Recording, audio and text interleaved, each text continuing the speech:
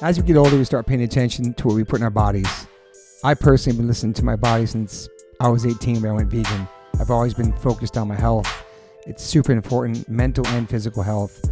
But it's really important for people who are just starting to get more healthy and trying to step up their life. Doing your homework, reading the labels, researching and verifying everything that's quality. It's part of the game these days. That's why I started drinking AG1s. I'm so proud to have them sponsor my podcast. AG1 is a foundational nutrition supplement that delivers daily nutrients and gut support and is backed by multiple research studies so you can trust what you're putting into your body. We're all so busy these days, so just throw a pack of AG1 in the morning into a cup of water and shake it up and drink it. I love the way it tastes. I do it every single morning. It's part of my routine. I bring the packets on tour. It's an incredible life changer for me. Many supplements only reference research from ingredients in their product, but I trust AG1 in my daily routine because it's constantly putting the formula to the test. It's backed by multiple research studies, and one of those research studies, AG1 was shown to have double the amount of healthy bacteria in the gut, which is super important because these help digestion in the immune system and the immune health. And these bacteria are known to help with digestion as well, gas and bloating, which I freaking need. And it also promotes regular bowel movements, what I can attest to. In another research study, 97% participants felt more energy after 30 days, and 91% of the participants noticed that they needed less coffee after 60 days. I quit coffee like 5 months ago. I know I'm good on that. But AG1 is packed with a variety of nutrient-dense ingredients and is the perfect complement to my healthy diet. I drink it because I know it's going to work, and it gives me a peace of mind covering all my nutrition bases for the day. In fact, I trust it so much, that's why I'm spreading the word about it. That's why it sponsors my podcast. Thanks to Angie Huberman for turning me on to AG1s, connecting me with them, and now they're part of my podcast. It's so easy and satisfying to start your day with AG1s. Try AG1 and get a free 1-year supply of the vitamin D3K2 and 5 free AG1 travel packs with your purchase at drinkag1.com/OLLC. That's drinkag1.com/OLLC. It's never been a better time to focus on your health and wellness and get back on track, man. Take control of your daily health. Health is wealth. Got to give a big shout out to Liquid Death. I've been in a band called H2O for 30 years, and my first real job with a company is a water brand. Go figure. Love you, Liquid Death. Love the people. Love the brand. Love the concept. Love what they give back. Love the community. Love what they do for the environment. You can go liquiddeath.com/OLLC and get free shipping on any of their merchandise that they make. They have such incredible collabs. Also, if you want to hear the story of the CEO, my good friend Mike Cesario, on the podcast, you can go to episode 115, part 1. And then 2 years later, we dropped a part 2, which is episode 275 with the CEO, Mike Cesario. Just a man from Delaware with a dream, worked at a marketing company, and made this become a reality. Liquid Death is an incredible company, incredible water, incredible people. And I'm super, super honored to be part of them. They sponsor my life. They sponsor everything, my family. So go liquiddeath.com/OLLC and get free shipping on anything you want to buy on that site. If you want to get water, it's exclusively on Amazon.com. Murder your thirst, y'all. Welcome to the One Life One Chance podcast. I'm your host, Toby Morse. I'm in my kitchen with the man, the myth, the legend, my friend Matt Pincus. Thank you for being here. Thank you for having me. It's an honor to be here. This is awesome. Yeah, it's great. This is really awesome. I've been listening to your show and hoping you'd ask me to do it, and here I am. Dreams are coming true. Got to see you guys play on Friday. It was awesome. Yeah, it was a good one. Such a great show, because LA, you never know with LA. It's very fickle. You don't know what to expect. It's been a long time, I think, since Judge played here too. I love playing LA because, first of all, you don't know what to expect. Clubs change. Yeah. It was the first time I've been since we were kids where I was like in an Uber, get close to the club, and I'm like, this can't be right. Like they all used to be like 80s, that. Like in the movies or something. They all used to be like that. Yeah. And but it's been a long time, like Live Nation, like clean the whole thing up. And then you show up in the neighborhood. I was like, oh my God, like has LA Trash been here for like 6 months? Yeah. And it was like totally crazy. Downtown LA, man. And so there was that kind of feature to it. And then the other part that I like about LA is all the general interest punk rockers that show up. Mm. Like you have like your like Mohawk people, like a couple skinhead people. You know what I mean? Yeah. It's not just all like people coming to see like Judge specifically. You get like those people too, but then you get like, the UK subs jacket, like, And the different ages too. Yeah, different Very ages. Yeah, a lot of young man. people. A lot of young people. And there's all like older dudes X'd up. There's like I love people watching too at the show, especially as, okay, babe, thank you. But yeah, the show was really good. 1720 was the venue. You guys sounded great. Crowd was great. It was really awesome, man. It must have felt nice. Best stage sound we've had, I think, since we got back. Wow. Yeah. It sounded so good on stage. Yeah. And it just gets you fired up. You guys have a sound man with you guys ever or no? Nah. Priscilla and I were talking about this, like somebody, I think it might have been used today, like Ray had like people like setting shit up for him. And I was like, I just always set up my own shit and break down my own shit. And the setting up part of it is cool. The breaking down part of it can be a little like undignified sometimes because everybody's like leaving. Yeah, it's a great show. People going crazy and you're totally. like lugging your stuff off the stage. Yeah. But so you guys never really had roadies Judge back then, probably either, huh? Probably as friends, maybe. We never had like a proper tour, like a pro tour. Yeah, we did 2 U.S. tours. One with Bold, where Purcell and Sammy were playing in both bands. Okay. And even back then, wow. Okay. Yeah, and we were in like a black cargo van, no windows in the summer. That was a tough one. Brutal. And then we did another one that we had a roadie called Todd, who was like Mike's like best close friend who passed. Oh yeah, that's right. That's right. And he was like a roadie, came with us, and we like partially headlined. I think we played a swing with GB, and so, but we were always in a van. Like we never had like any support people, no guitar techs. Yeah. You know. But you've been with him from the beginning too. Almost.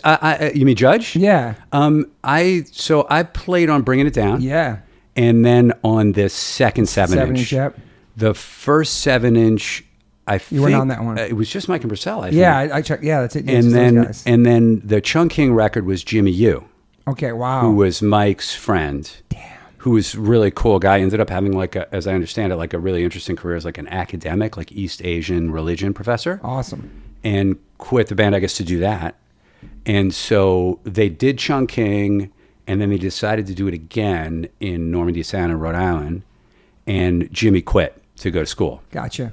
And so I was a junior in high school, and Crazy. Sammy was like my best friend from like 11 years old. Wow, okay. And so he called me up and was like, can you learn the songs in like 7 days? And I was like, fuck yes. And so I did. It's awesome, man. And I went on my spring break. Wow. I went to Normandy Sound and made the record. And the Chung King and Suck It, it's so... people want that record so bad. It's like one of the highest ranking sold records, not just in hardcore, but in records in general, I think. Overall, on Overall. Discogs. Yeah. I think it got the highest bid. You kind of wish you were on that at all now?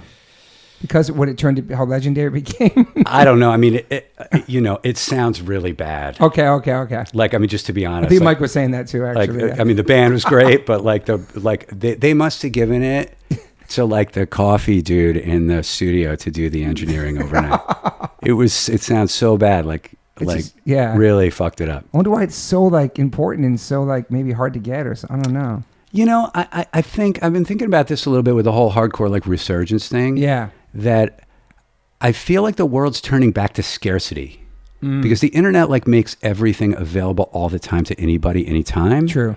And so it cheapens the value of an individual thing. I agree. And so as the world gets more like that, stuff that's scarce goes up in value. It's like the whole drop culture around streetwear. Yeah. It's kind of like there's only a certain number of pieces and that's the end. And I think Chung King was such an extreme example of that because there's only 100 of them. Wow, okay. And Jordan was smart enough to like let it be that legend. Yeah. And sort of propagate it. Yeah, and didn't try to like capitalize on it and keep making more, reprinting it and stuff. Right. Didn't try to like leak it out in some like way that looked good. Yeah. And so there actually are only 100 of them. It's crazy. And I think scarcity in a world where everything's ubiquitous kind of matters. Man. It is crazy how it is like that. But it is weird because like Judge is like a band, like, I mean, we were like in the sort of pantheon of New York hardcore stuff, but we weren't like the top of it, you know? And yet that one record somehow became this thing. It's so crazy. What year did that one come out? I think it must have been 87. Okay. Because Bring It Down was 88. Yeah. So it must have been 87. Yeah, and so you joined when you were 17. You joined in 87, right? I joined 17? in the beginning of 88. Okay. So I joined we made the record in March of 88. Yeah. And so I joined right then. Wow. Yeah, my spring break of junior year. And were you in any other bands before that? Not really. So I was like, Sammy and I were friends from middle school. Yeah. I was like more of like a sort of straight ahead punk rock kid, Mohawk, Sick. Like that. And I got in a lot of trouble when I was really young. Okay. And like 11, 12 years old. And just like a troublemaker or a partier? Like, what was your deal? I was an angry kid. Okay. And I just, some people when they're left to their own devices, will get sad. Some people when they're left to their own devices will get complicated. Yeah. Me left to my own devices at age 12 got angry. Okay. And I grew up from a wealthy family in Manhattan. My dad was like Mr. Drummond from Different Strokes. And I just needed out. Any siblings? I have a brother. Okay. Was he into the same stuff too? No. Okay. He was like Tom Cruise in All the Right Moves. Okay. Like he was like Awesome. like a varsity, was straight A student, popular kid, actor. He was almost like the enemy to punks. He was a child actor. Oh, he was in Kate and Alley, the TV show. Wow. Did TV commercials. Okay. And I was like the weird, I was the kid you didn't want to have. You guys get along? He was because almost like back then it was like punks and the jocks and we fought like two cats in a box when we were little. Yeah. And then I won a fight when I was 12 in the punk time. And then we started getting along after that. Okay. But I got in a sufficient amount of trouble that I was sent to an institution for a couple of years when I was 12 years old. And so. But what kind of trouble? I got kicked out of 2 schools. Okay. I ran away from my schools? house. Yeah. First one good. Second one not as good. Okay. Ran away from my house. Got, would vandalize stuff, and the cops would I never got arrested, but they were I would get picked up. They call my parents. Wow. I was living at friends' houses. I was 12. I mean, if I had been 15 or 16, it probably would have been a phase. Yeah. But because I was 12, I was smoking weed, smoking cigarettes. I was just I was on a fucking tear. Was it the people you were hanging out with? I kind of did it on my own power, man. Wow. I took it a little farther than most people would. And I got super into when I was maybe 10 or 11 years old, a friend of mine who came to the Judge Show on Friday, actually, this kid Harper Simon, was my classmate.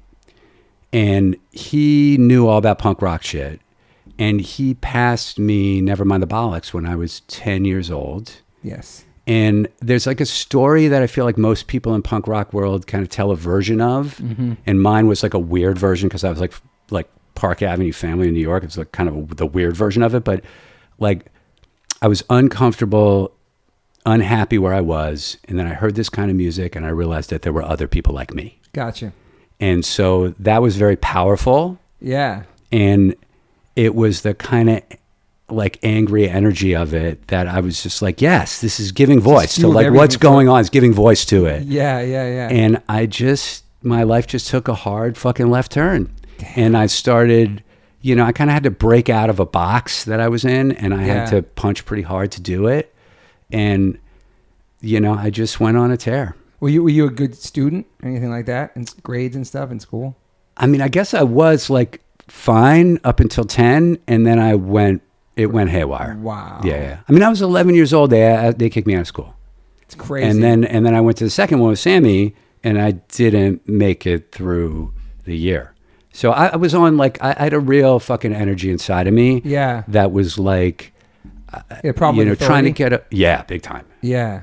And a problem with authority, and then in general, I was growing up in a world where I just had a sense that the story I was being told wasn't really what was going on. There's a lot of kind of behavioral hypocrisy in that world. Yeah. Where it was people not just in your home or just in general in the world, in this sort of culture I grew up in. Yeah. Kind of wealthy people in Manhattan. Mm-hmm. It was there's a lot of pretense about what you're supposed to be doing, but it's kind of, there's a lot of skullduggery and weird shit going on at the same time. And I guess that made me feel kind of insecure in a certain way. And I kind of wanted to know where I stood. My parents were really nice people. Okay. And really Good family. Yeah, good family. But both of them had fathers who committed suicide when they were 18. Wow. Separately. Okay. So they came from unstable places. Yeah. And so they kind of didn't really know how to deal with conflict. And when I went off the rails, they kind of didn't know how to check it. And it just turned into a whole thing. So you go to an institution. Yeah, I went to there was like a private lane. If you were worried that your kid was going to get sent to a mental institution or the criminal justice system and you had some money, there was a place you could send your kid. It was a little bit like what Paris Hilton ended up doing her podcast about. Yeah. It was that kind of place. So when all year round, you started in kind of like a lockdown type of environment. And were you scared going there? Yeah, it was terrifying. Yeah. And I didn't know I was going there. My folks found out where I was and they told me, let's go look at a boarding school. And then we showed up and they were like, you're staying. Oh my God. And so I was there for that was halfway through 7th grade and I was there all through 8th grade. Was that a wake up call for you? Yeah, it was interesting. It was did it scare you straight? I mean, I thought about this a lot. Did it work? I think that the answer is the path of least resistance for me would have been to go down the drain at that time. Yeah. And I think what it did is it activated the fight in me. I'm not going to go all the way down the tubes. And the way that I described it is I was way offshore, floating on something, and I had one piece of dental floss attaching me to shore. And I just tugged on it just gently enough over a 20-year period of time to get my life back together. But I was a total write-off. I mean, I was my folks thought I was going to be a drug addict, and I was just a total write-off. And it was actually the straight edge thing that kind of saved my life.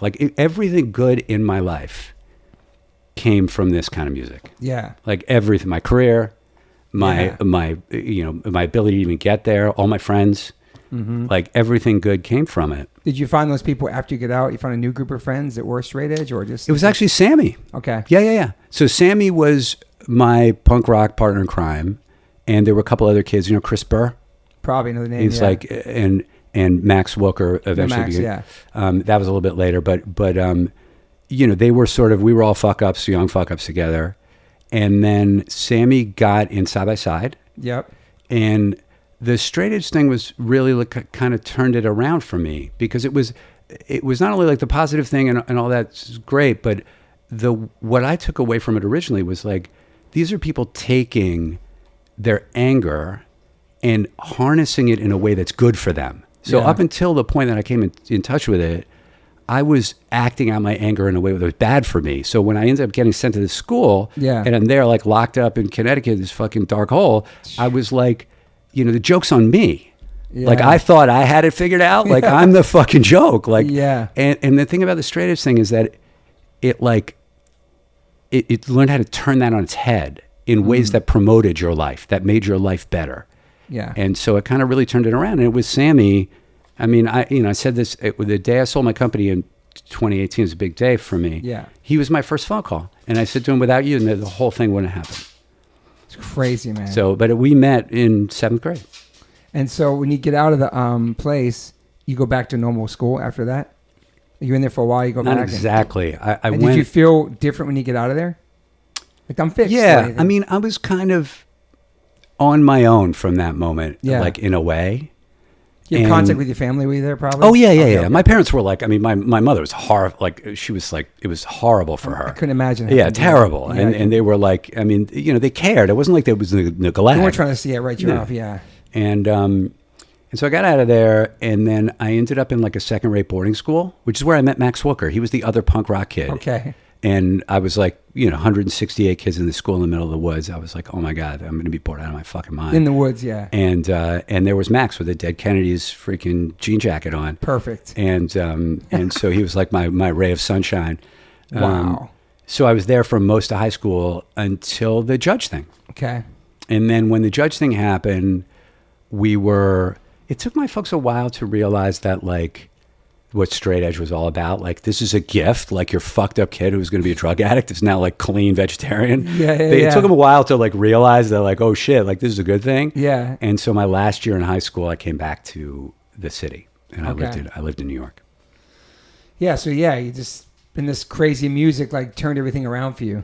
Your parents are probably, what is going on? Yeah. I mean, the ironic thing about it is that like most people, when they find like they become into like punk rock shit, their life gets like weirder, their grades get worse. Yeah. And in my case, it was kind of, I mean, I was already into the punk rock thing, but the straight edge stuff really like gave me a path in life. Yeah. That was like my own, and I'm so grateful to it. I didn't deserve it. And I'm so like grateful to all these guys because I really didn't fit in, you know. I mean, I had a different kind of life, different kind of childhood. Yeah. And so, you know, it's really a great gift for me. Yeah, I feel like the punk rock, like when I heard the Sex Pistols as well, I was a skateboarder. I could skate to it. It was aggressive, but I didn't really could relate to the lyrics. And I actually loved my mom. And a lot of the punk rock was like, you know, anarchy and fuck your parents and fuck the government and all this stuff. But then when you find like Straight Edge and all that Youth Crew stuff and like 7 Seconds, these bands singing about actually making a difference in the world, I really connected to it. It's amazing. It's miraculous. Yeah. The whole thing is miraculous. Did you skate too? I did. I wasn't very good at it.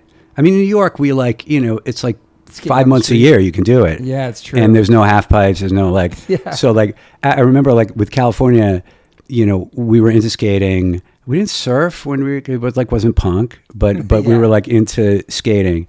And then we came out to Huntington Beach with all like the Sloth Crew guys in a 1988 tour. Yeah. And I was like, oh my God, these guys are like capable.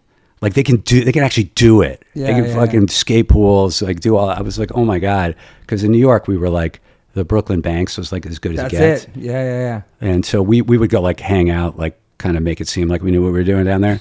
And there were a couple guys like Harry Jumanji. There were a couple guys that were really good. But I just kind of a bystander. Yeah. But I was into the culture of it. Yeah. So you were in high school when you joined Judge, basically. Yeah. I was a junior in high school. Yeah. Yeah. But you stay in high school and finish school. I finished high school. I stayed in school, and then I didn't apply to college after high school. Because you were playing in the band? Yeah. And I kind of wanted to see where it would go. Yeah. And so You had no goals or nothing, just like, I'm just living, playing music for now? I mean, I think to be honest, like just to be in an okay place was a win for me. Yeah. And so I didn't really know what I was going to do. It was kind of a last minute decision to let me come back to New York for my last year in high school.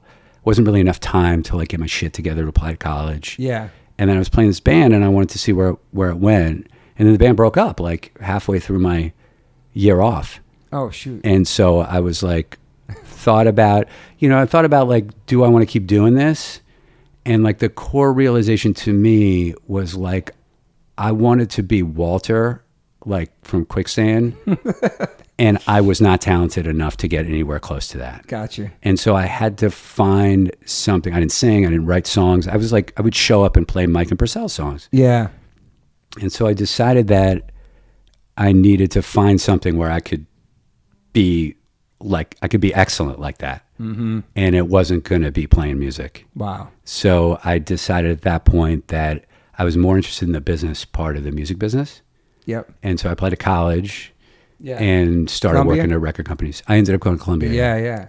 And then all throughout college, I was working at record companies and, you know, You're on the business side. At EMI and Jive Records and stuff like that? I did Jive I had a demo deal weird thing with Jive and this other kid. I was like the tracks guy, like producing shit. Okay. I was more like an artist kind of thing. And then I worked at East West Records as an A&R intern. That's Atlantic, right? That was Atlantic, yeah. They actually signed Sick of It All. And Civ too? Civ was on No, Civ was on Atlantic. East West was like a sub imprint. So they had a band called Clutch. Do you remember that? Of course, man. My wife loves Clutch. Yeah. And so they dabbled in loud shit. Yeah. And I was an intern in their A&R department. That was a real eye opener for me. And then I was a college rep for Atlantic, so I would like go plug records to college radio stations. Yeah. And I was just desperate to be in the music business. The Judge thing kind of like that's what sparked my curiosity, like doing the record contracts and Sammy and I were trying to figure out like what our label situation was going to be. And so I kind of got into what a record contract looks like. And it became like, I was like, I think I'm better at this. I'm gonna, all the business aspects of yeah. it. Yeah. And you got your BA and you got your MBA, right? I majored in English Yep. in college, which is something you do when you don't know what you want to do. And so I just read a bunch of books, and I had some education to kind of make up for because I kind of missed middle school. Okay. And so I was behind. These kids at Columbia were super fucking smart. Was it hard to get into Columbia? Yeah, I mean, yeah. I mean, my old man went there. That helps. Okay. And then I kind of had a good story because I'd been on tour with a band. Yeah. That was what my essay was about. And I had good SAT scores. So I had enough. And my last 2 years in high school, my grades were good. Yeah. But today, I never would have gotten. I mean, it's much harder now. Yeah. But at the time, it was a little easier. And so I majored in English, just read books for 4 years. You totally focused at that point and everything? I really made the most of it. Yeah. I really fucking made the most of it. I was kind of, I guess I've always felt a little bit like I didn't quite deserve it. I needed to work really hard. Yeah. I've been a fuck up as a kid. Yeah. I wasn't educated like all the rest of these kids were. I wasn't the super smart students. And I felt like I have to work doubly hard. Yeah. Did you tap out of hardcore? You weren't going to shows anymore, just focusing on that? I always kept in touch with it. I kept in touch with Sammy. Sam was always kept in touch with him. Yeah. I was going to shows. It was an interesting moment because that was the time where it was starting to become more commercial. Oh, yeah. And I was interested in being in the music business. I remember at one point after I got out of college, I had a job interview at DreamWorks. And the only question they asked me is, bring me a band. And I brought him the Moondog thing. Oh, wow. Yeah. And I was like, this is it, And so I always kind of kept in touch with it, but college was kind of all consuming. Yeah. And I guess in the music business, it was I realized I had to learn the general business. Okay. If I stayed in, so the great thing about hardcore is the DIY aspect of it gives you a bird's eye view of all aspects of the business. Yep. But it's sort of at the scene level. And if you want to kind of get hired afterwards by a bigger company, you kind of have to know a little bit more at the departmental level, at the corporate world. Yeah. And so, and it wasn't yet sort of Fall Out Boy, it wasn't yet punk broker, it wasn't, it was pre that. Rancid, Offspring, all those bands. And there was Mike Alago was probably the only guy in the music business that was tracking hardcore. Yeah. Youth of Today, I think, had one major label meeting their entire run. Damn. And that was Mike Alago. Wow. So it just wasn't part of it, really. Yeah. It was starting to happen early, Sick of It All, East West. Starting to happen early. But I kind of had to get into the general interest music business. Yeah. And so I kind of spent my time doing it. And it was also early hip-hop time. That's right. Hip-hop kind of broke big, that second wave, that 90s wave. Wu-Tang and all that stuff came out. Tribe. It was even Tribe Called Quest. Yeah. De La Soul, Jungle Brothers. That was when I was in high school. Yeah. I mean, I graduated in 90 from high school. Black Sheep. And so that was the Boogie Down Productions. Best. That was all that stuff was going on. So I was going to see that kind of shit. Same out there. I mean, I remember seeing Boogie Down Productions at a nightclub in fucking Soho. Wow, dude. So I kind of got caught up in that stuff. Sheets and Pillows? Yeah. Mm-hmm. Yeah. Soul Kitchen, all that stuff. And so it was my life took a detour. And I feel like this is true. You're a funny, I feel like in a funny way, not exactly like this, but I feel like for some of us, there was a moment where you got away from hardcore and then came back to it. Totally. And so for me, that was the kind of college time through my 20s. Okay. I kind of got away from it and then came back to it. Yeah. I really loved the New York hip hop and living there during that time. And I love the hardcore bands, but obviously the scene got really crazy and violent. It got really kind of meddled for me, and just, I don't know, it didn't seem fun, or it didn't seem, not that it was ever safe, but there was this element of I wasn't interested in it because it wasn't really my style of hardcore that I grew up on, I guess. You know what I mean? All the metalcore stuff was intense. Yeah. And my wife worked at the Palladium and Limelight, so we would go to see hip hop shows there. And I worked at Roadrunner Records for a second and Nana. Yeah. So I was just trying to start my own thing too as well. But yeah, I was always was a hardcore kid and loved the scene, but there was an element of it that it got really crazy probably in early 90s, you know? And also the end of the Judge thing was hard.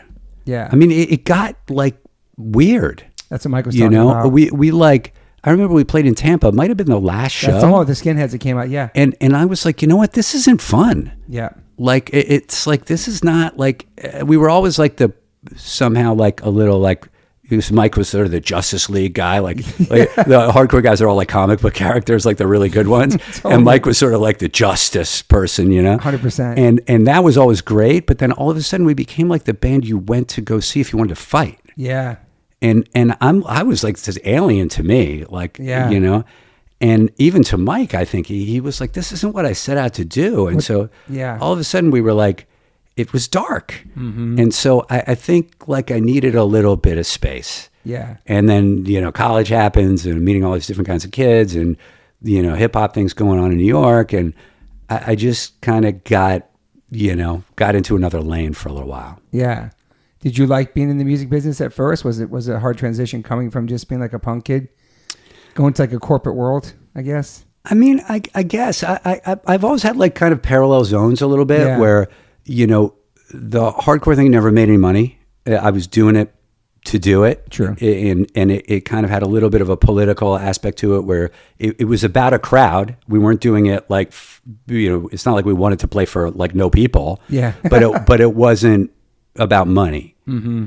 And then the music business the story of the business is about cash. Yeah, like not like Daddy Warbucks, like rich. Yeah, but like cash. Yeah, and so I always had a little bit of a like kind of interest in that. You know, I read Hitman, this book about the music business, when I was 15, and I was like, I want to do that. Okay, and so there were kind of parallel tracks a little bit. It wasn't like I went from like punk rock world to like major label world. It was kind of like I always had a couple of irons in the fire in terms of what I was interested in. Yeah, and so I had a long route to make the music business pay. It took me, you know, like 20 years to really make it pay. 20 years, yeah.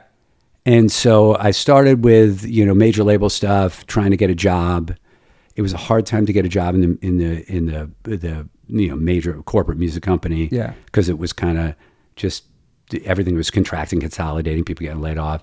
I ended up being a magazine reporter. Was my first job. Yeah, for New York Mag. For New York Magazine. Yeah.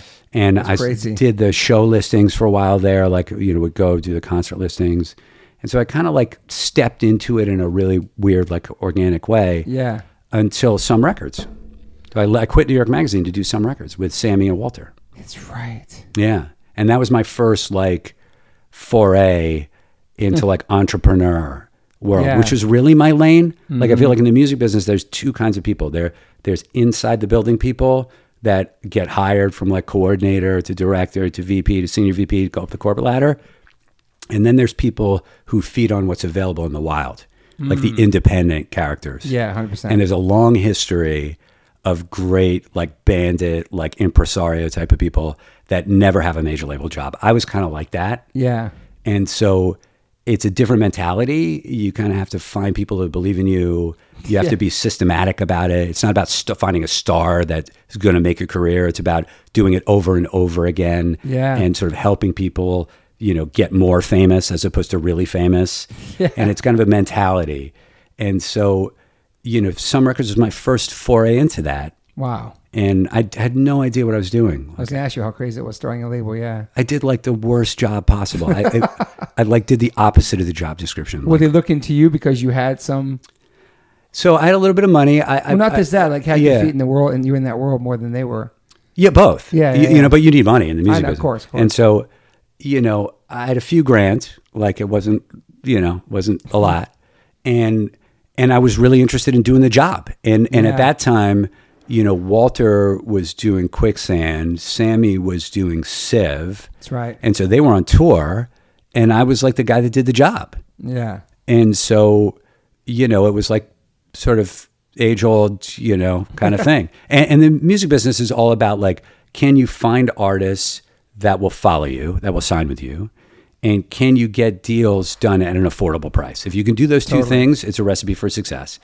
And my partnership with Sammy Walter kind of gave me that opening where like, because of who they were, and because particularly like Walter at the time was like everybody looked up to him. It was like crazy. Still do, yeah. And so he was like the leading light of like a whole movement. Totally. And so, for me, it was my ability to like be, have a reason to be for artists to sign with us. And it was my job to figure out the company. Yeah. And like I said, I mean, I did the opposite of the fucking job description, like every mistake you could possibly make. What was the first band you guys signed? I think the first one we did was maybe 6 going on 7. Okay, yeah. He was like really great guy. Josh English is his name. Remember that band, yeah. Super fucking talented.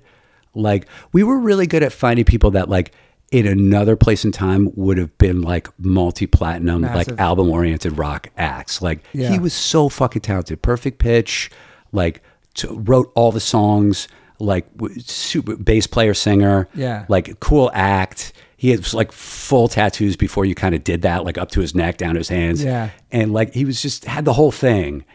And they were a trio, kind of like a Police type of band. Yep. And we really believed in those guys. But I remember like I made the first record and I didn't realize that like you needed to have the typeface have like a bleed around it. And so, and this was in the time where you would like make 20,000 records. Like the question was like, how many would you make? Because it took a while to make them, right? And so you had to kind of know how many you were going to sell. Yeah. And I think we made 5,000 because we were like, if it's great, then we're going to sell out of them really quickly, and then we can't be undersupplied. So I think we made 5,000, and I didn't get the bleed right, and you basically couldn't read the name of the band on the cover of the record, and we didn't have the money to redo it. No way. Like that was like the first of like every single fucking mistake I could possibly make. So we had to release them anyway. Yeah. Wow. Yeah. Was the band super bummed? Everybody was like, like it was crazy. So I mean, that was just one example of like literally every stupid thing you could do.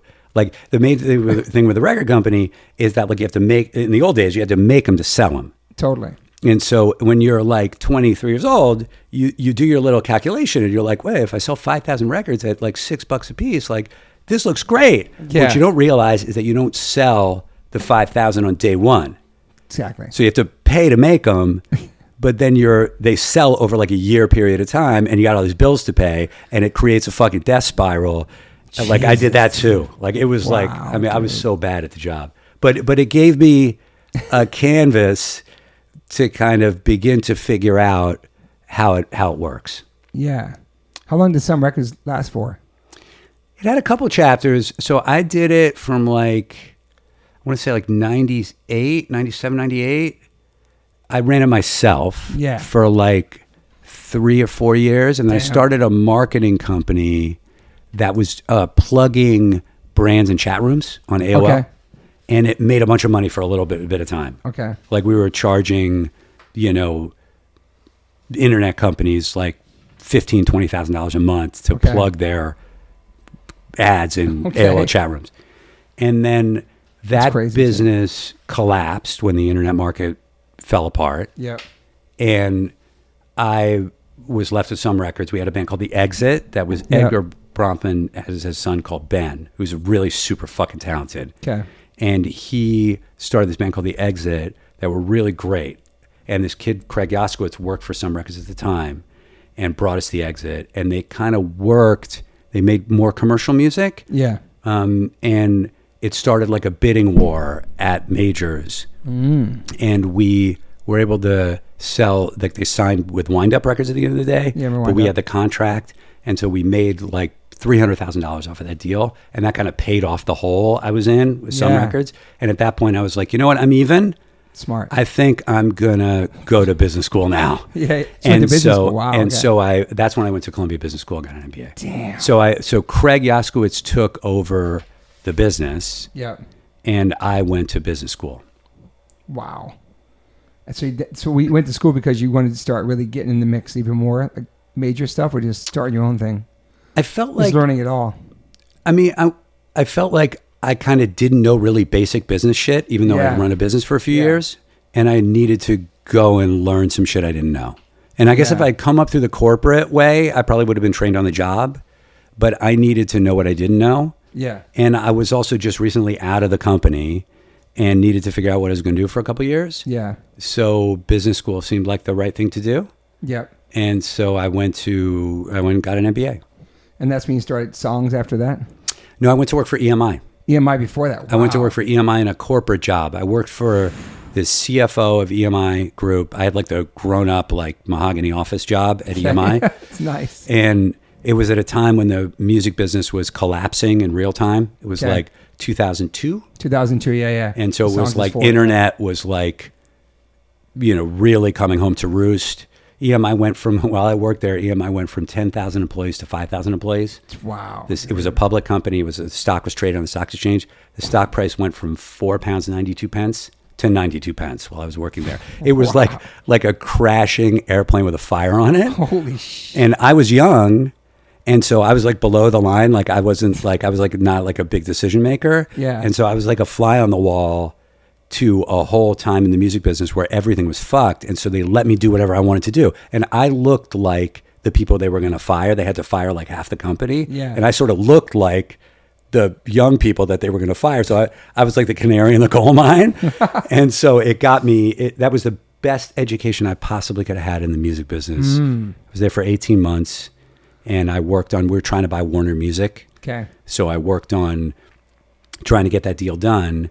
And EMI had the biggest music publishing company in the business at the time. And Warner was like number 3. Okay. And so to combine them was like a monopoly thing. Like the government may not let that happen. Wow. So the whole time I spent was on the publishing business.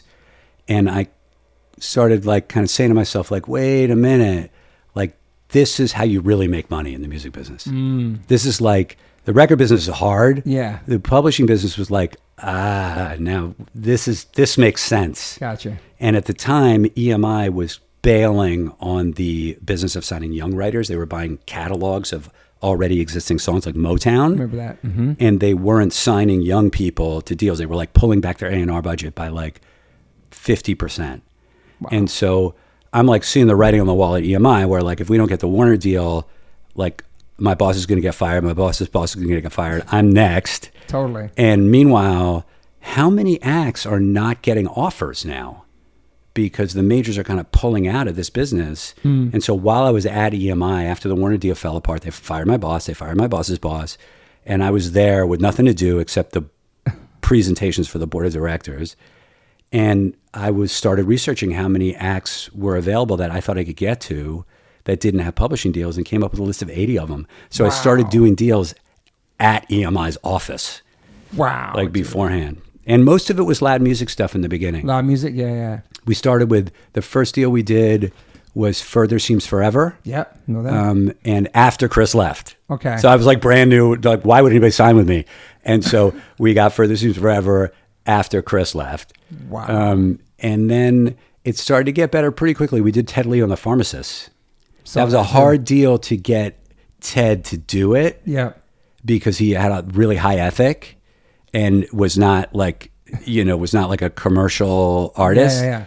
But we really believed in him. And a woman called Molly Newman, who's now is like maybe the number 3 or number 4 person at Downtown Music, was his manager. Okay. And we spent a lot of time like just, I promise we're gonna do a good job. And so we did him. We did a deal with the Ferret Records guys. I remember the Ferret Records, yeah. And that provided us with our first big winner. Okay. We had Who was on that? We had a band called Chiodos. Okay, I know the name. That was an EVR band. Okay. Somehow we got it through did we get it through the Ferret thing? It was all at the same time. I get it mixed up a little bit. There, yeah. Carl and Paul. Yeah. Did they bring us Chiodos? It might be revisionist history actually. But we had a bunch of deals. We had Every Time I Die with the Ferret guys. Big bands. Yep. We had Devil Wears Prada with them. Big bands. So we had a bunch of like metal stuff. But Yeah. Chiodos was the first one. It was on EVR, which is why I remember it so well. And we signed it, and I think we gave them $50,000. Okay. And they sold 400,000 albums. Dude. And that was like, I was like, Dad, fucking jackpot. Like, It's amazing. yeah. And that was one of these like songs had a lot of tentpole artists where like we get in a genre and then we'd get one that went big, and then we'd vine swing to the next biggest genre and do it again. That was like the story of the company. And it started in loud music stuff because that's where I came from. Yeah. And then Chiodos was the first one where we were like, got a tiger by the tail. This is fucking big. And that provided us with a, you know, again, everything good in my life comes from freaking loud, crazy music. Yeah. Like literally, songs wouldn't have existed without it. And you're still at EMI doing all this stuff? No, I left EMI. How long did you stay after I was the boss like, got fired? I started doing the EMI thing. The Warner deal fell apart Thanksgiving of 2003. Yep. And then I started doing my thing. I left in April of 2004. Gotcha. And started out on my own. Yeah, and then you started songs. Doing songs, yeah. Wow. And I was kind of out on my own for a few months, getting shit together. And then... It's a big move, like starting your own publishing, yeah. Yeah. I was ready, though. Yeah. It was like, I was sort of like, listen, you know, again, inside the building, outside the building. Yeah. You know, I was going to have to feed on what's available in the wild if I was going to make something happen, because I wasn't really employable. And I think that's kind of true of like I was listening to Mike Cesario, that's his name, right? The Liquid Death guy. I was listening to your interview with him. And he was kind of saying a similar kind of thing. Mm-hmm. Like he was working in the marketing business and was kind of like, this isn't going to be the way that it works out for me. I feel like most entrepreneurs tell that kind of story. True. Like I was just not going to make it as like a corporate executive, and I had to figure it out. So, but by that time I was a really good student, and I kind of knew what I didn't know, unlike with the Some Records thing. Totally. And I couldn't fuck it up, because if I left my mahogany office job at EMI to start a company and went down the tubes, that would be game over for me. Yeah. And so I was careful about it. And I'd done the math. I'd been to business school, so I could kind of do the proper model. I understood, you know, that if I signed 30 writers a year, then I would have enough shots on goal to keep going. Wow. And so the game was, can I get 30 right away? And I feel like with the music business, there's kind of two things. Like I'm a business side person who can kind of speak creative because I grew up in hardcore. Yeah. But I'm really more of a business person than like an A&R type. Yeah. And there's a couple of things you need to understand in the music business. One is how to stay at the table, not run out of money. You got to just have enough to keep going, and you'll bump into a genius. That's what the guy from Atlantic Comedy used to say. Like, wow. Just keep going, and you don't have to be good. You just have to bump into a genius, and you'll make a ton of money. I like that. And then the other thing is you need to find good people. It's a relationship business. And I really learned that from hardcore. Like all of us, like me and you, like I met you. How long ago did I meet you? No, 80s. Yeah. It's like you kind of have these like circles of people that you have varying degrees of interconnectivity with over a long period of time, is how magic happens in the music business. Mm-hmm. So it all comes back to people at the end of the day. Yeah. And so what you need to be able to do is find people who are bigger than you that will help you, but also find people that will join you and follow you and treat them well. Mm. And so I was ready to do that. And without the people that I hired at Songs, who most of whom did the whole run with me, it never would have happened. So one of the best decisions I made is I hired a guy called Ron Perry, who's Columbia. 24, and he runs Columbia now. Yeah. One of the best music people, if the entire business of his generation, no question about it. He's still there at Columbia? He runs it. He's the CEO. Yeah. And Carrie Ann Marshall, too. Carrie Ann's the CEO of Warner Chappell. Wow. And those guys were, the three of us worked together for Ron and I for 12 years, Carrie Ann and I for 11 years. Wow. Like a long time. Yeah. And so, it wasn't just like, I guess you have to learn to kind of believe in people pretty quickly if you're going to be an entrepreneur. And so the question was kind of like, how is it to be like out on my own? Was it scary? And I'm like, yeah, but I kind of had no choice on the one hand. Like it was my destiny to do it. Yeah. And I also had people that would follow me. And if the people that are going to follow you are good, then you're like, you're doing the right thing, totally. Right?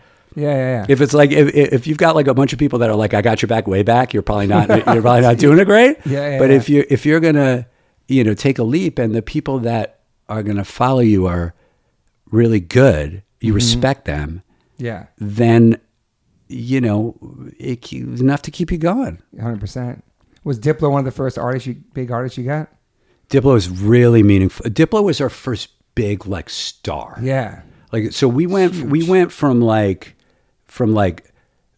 genre bands. So we had like Chiodos was at the top of the, you know, kind of loud music, like stuff that came from hardcore world.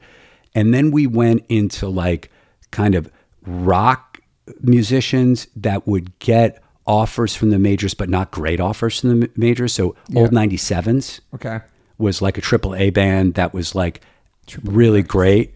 Yeah. And then a guy called Andrew McMahon, who was in Something Corporate. I know that band, yeah. And then he went out. He had a band called Jack's Mannequin that did like 250,000 albums, really great music. He was like, had an offer from Universal. He signed with us. And so once you're like, there's all these kind of like rules in the music business. So one of them is like, make sure the people following you are like good. The next one is like, if the majors want something and you get it, you're doing something right. Yeah.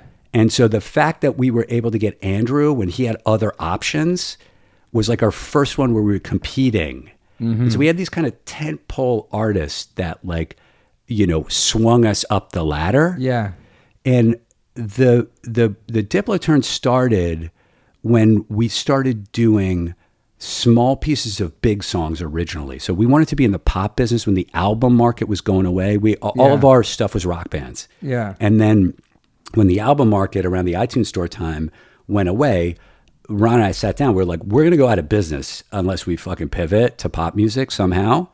And so we started doing small pieces of big songs. Like we owned 5% of all of the lights from like a writer that was like happened to be in the room. Yeah. But we had like the guy that nobody knew. We had like the guy who was like somehow like friends with them and ended up in the studio, got 5% of the song. We did the deal with him. So we started doing like small pieces of big songs from unknown people. It's so crazy. And then we sort of sometime in that period, we did a deal with Q-Tip. We signed Q-Tip to which must be amazing for you growing up in Tribe. It was unfucking believable to me. It was surreal. I was like literally like, I grew up on your music. Not only did I grow up on your music, but like you're like on my Mount Rushmore of people ethically. Yeah. Like you're like in like the punk rock stuff, like there's like Ian and Joe Strummer, there's like that pantheon. Totally. And then there's like, you know, like people like Q-Tip who are like just, I mean, it was an incredible day. He had no idea who we were. He just needed a publishing deal. And I was like, we're going to fucking get this. Like, we're going to do it. We didn't get Tribe. Tribe was with it Universal. For solo records and stuff? It was for solo records and co-writing stuff and all that. And Ron was really good with like rock bands. He became like a master rock bands. And what I didn't know was that he could pivot and be really good at the cut business, which was like getting people songs, landing their songs on other people's records. And so Q-Tip was like his first like chance to like break that in. Wow. And it turned out he was really good at it. So it started opening up some doors, and we signed a guy. We used to like look for songs that were like a writer that had a piece of a song that was going. And then we'd find the writer, but he wasn't like attracting attention yet. We go find the writer and do a short-term deal just to get in business with them, and then see if we could make the deal longer. And there was a rapper called Tyga. Come on, man, of course. And he had a song called Rack City. Rack City Chick, Rack City Chick, yeah. And the producer was a guy called DJ Mustard. Okay. Who ended up being huge. Oh, DJ Mustard, yeah. And we did a 1 year deal. Originally, it was going to be just for the Rack City cut. We were just going to do the one cut. And then at the last minute, we decided, like, you know what? Let's do a year-long deal with him.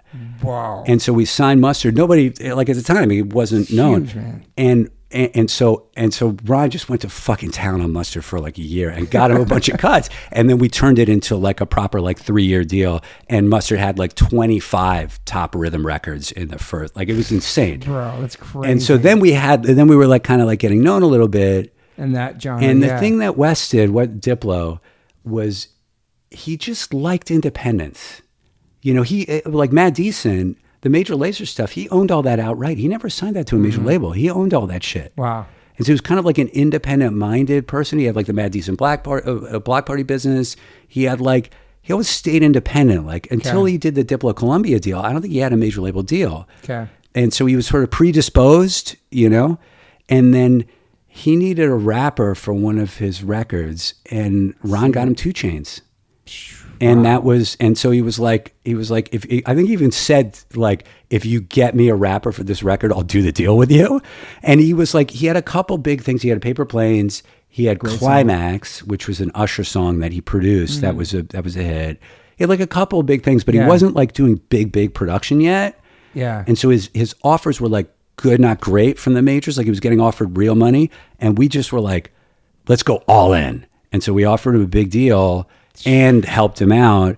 And we were independent. And he really took a chance on us. Like he really like, wow, man. like that was the moment that I was like, I think this is going to work. And that was 8 years after we started the company. Let me think. 8 years? Yeah, 7 or 8 years. We were like just trying to make it for the first 7 years, like just trying to fucking survive. Yeah. And Was Paper then- Planes the MIA song? Yeah. And then so, Jay-Z did the remix of that. Yeah. and you know, had the Clash sample in it. Yeah, dude. So it was kind of like Crazy, dude. all tied out, like in a weird Yeah. way. Like the Diplo deal was like Providence, like Kismet, like it all came together. Like and like his managers, Anna McInnes and Kevin Kusatsu, were like hardcore kids, No, like really? younger than me. Wow. But it was like it just was meant to be. The whole fucking thing was meant to be. Yeah. And that was and then he became like a big star in his own right. Totally. And that was our first one where we were like really started to compete with the majors and put us on the path that really became our strategy. Like we didn't really have a strategy before then. Yeah. We were just kind of like trying to be bigger than we were last year. Yeah. And then at that point, I sort of looked at the history of music publishing and I was like, there's always been one that's like the white cat in a litter of black cats. That's like the independent company that is more creative, Yeah. that competes with the majors, but only picks off the left of center cool shit. There's always been one, like Rondor, Zamba, Samba. you know, there's always one, Windswept. There's, and there, Chrysalis. I think Zamba was Howie Abrams. Yeah. right. There was always like, when I was growing up, there was always like the one It's crazy. man in Havana hardcore guy. Yeah. Like Michael Lago. Michael Like Lago, Howie too, man. Abrams was like the one legit guy in the independent system that knew our music. He was in Effect Records. In effect, relativity. Yeah. Yeah. 24/7 Spies. Woo, Yeah. It's crazy. And then there were like these other like weird like edge characters like Chris Williamson. oh yeah. There was always like one guy who knew someone in the real music business Mm-hmm. and kind of came from our like fucked up little world. Yeah. That was a leg up for acts that maybe had the potential to cross over. Yeah. Chris Williamson was how the Profile guys got Chromax That's and right. Murphy's Law.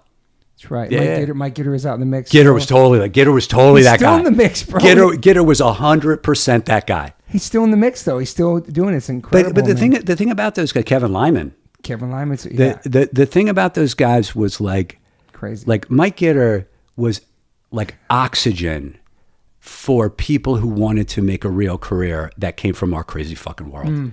Good point. Like that guy helped so many people So many, dude. get like access to the system and it's amazing to me because nowadays, like if an act was selling 100,000 albums and selling out clubs coast to coast, the majors would be hand over fist offering that act money. Totally.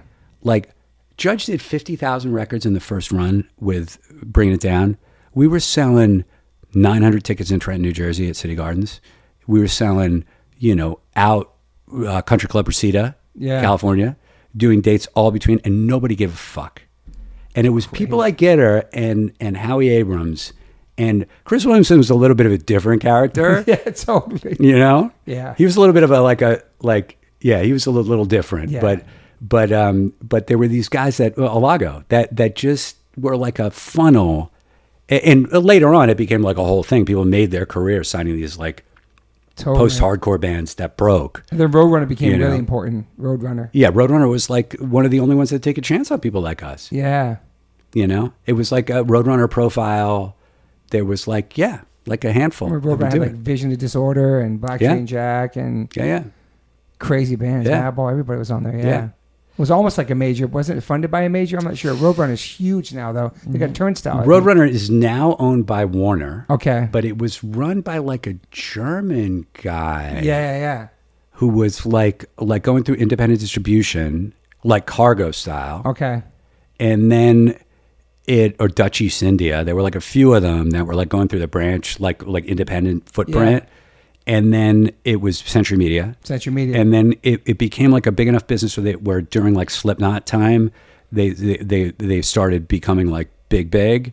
Yeah. And they had to do a deal with a major. And so I think it was originally a distribution deal with Warner, and then Warner consolidated, bought the whole company. Wow. Yeah. So Roadrunner was an interesting one. There were a few that were like that. And then in metal world, there was a lot of it. It was like Metal Blade, yeah. Nuclear Blast. Nuclear Blast, still around, yeah.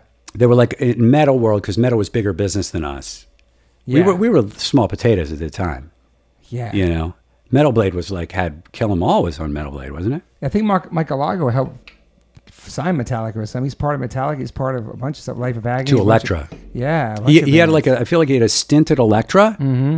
And then he had a stint like, was it Jive or was it RCA? Maybe. I think RCA or something. And he would like call you in for a meeting, and then the bosses would be like, no fucking way. Yeah. And so it was like, Did you cross paths with Dante Ross back then too? Not really. Maybe before that. Yeah, he's a little older than me. Yeah. And Hip-hop world. I definitely knew who he was and kind of like looked up to him and Tommy Boy Time. And totally. He ended up being the Elektra person that did hip hop at Elektra. Hip hop had a lot of this, what we're talking about now, where they had like a person on the inside at the majors that could be a leg up for this kind of music. Tom Silverman was a big one. The Tommy Boy guy was a big part of that. But there were these people like, I remember I was an intern at Mercury for a while, and Mr. C worked there. Mr. C, yeah. And he was like the leg up guy. Like he knew rappers would bring him in. But the commercial potential of hip hop was so big. The commercial potential of hardcore was like, no. It wasn't until emo time where it started being like, okay, now it makes sense. Even like 94, 95 when I feel like it was Green like Day broke, all that stuff. I feel like it was a moment where like I had like this crackpot like business plan I presented to Samuel Walter at one point where I was like, let's corner the market on like Get Up Kids, Census Fail, like all those Saves bands. The Day, all those bands. Yeah, Saves the Day, Promise Ring, Thursday. Jets to Brazil. Like let's buy them all. It's like corner the market. And it was like an LBO of like the emo business. And I'm like a business person. I was like on my own fucking trip, like trying to like figure out how to go legit. Yeah. And they looked at me like, there's no fucking way. Like this sounds like a fucking corporate. Like forget it. But it was that there was like that was the kind of only time that hardcore started to like intersect with like it could go big. Jimmy Eat World. Yeah, and some bands are on Equal Vision actually got sold to majors too. Like Steve had good success with a lot of those bands. Coheed and Cambria, a bunch of those bands are like on Equal Vision that went huge too, man. Yeah, exactly. They're coming through EVR on 23rd Street. And so it ended up like fully like joining up, but I was younger than that, so it was like there were very few people.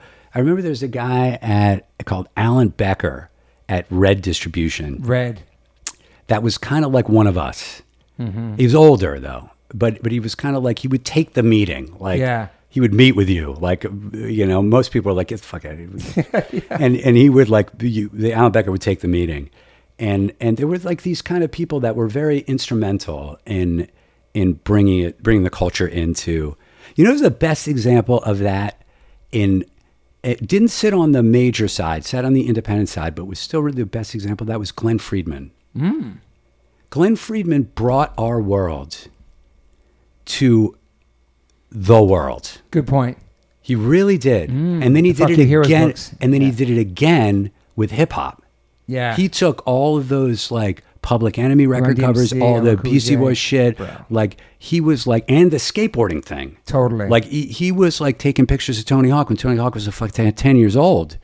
True. And like Rodney he was Mullen, always there. Like he brought our world to the world. Culture. It's a good point, actually. So there were like and that's what unlocked like my interest in the like what ended up being my career, which I realized like I had to leave loud music to go where I needed to go. Yeah. Because the loud music world, there's people like some really great entrepreneurs in our world, Brett Gorwitz, Steve Reddy, Jordan Cooper. Yeah. You know, I mean, God bless Ian, like fucking best. Still doing it. Like really amazing. But that's a certain kind of mentality. That's true. 30 years. Fat Mike too, Fat Records. Yeah, great example.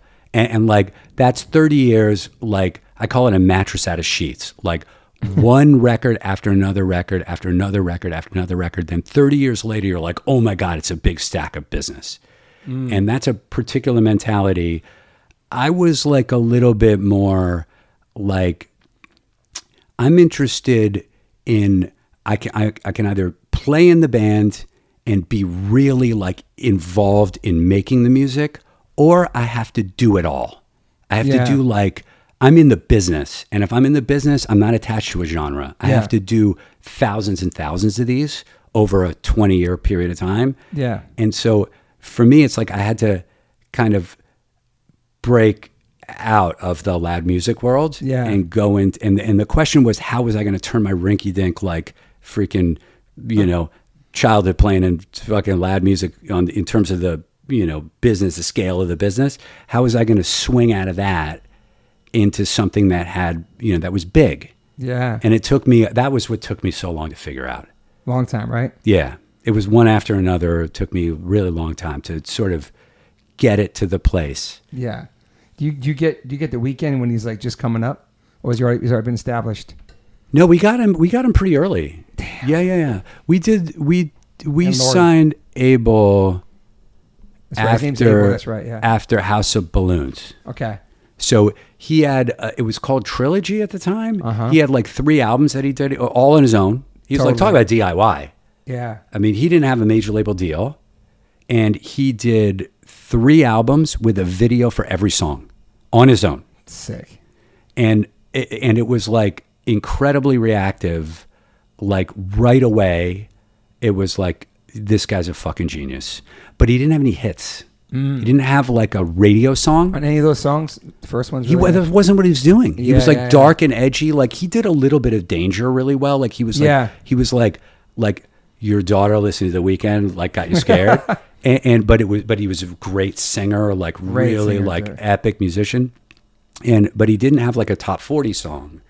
But everybody knew he was super talented. So if the deal was going to happen, it was going to have to happen at a very high level. Yeah. And he had the House of Balloons record, and then he did a record called Kissland, which was really adventurous musically, but didn't have a radio song on it. And all the majors offered him like huge checks to do the deal. We were not as high as them, but when they wouldn't let anybody hear Kissland, when they finally all heard the record and realized that there was no like Just Add Water, Go to Top 40 song on it, they all started pulling back their offers, and we stayed where we were. Damn. And that's why they signed with us. Wow.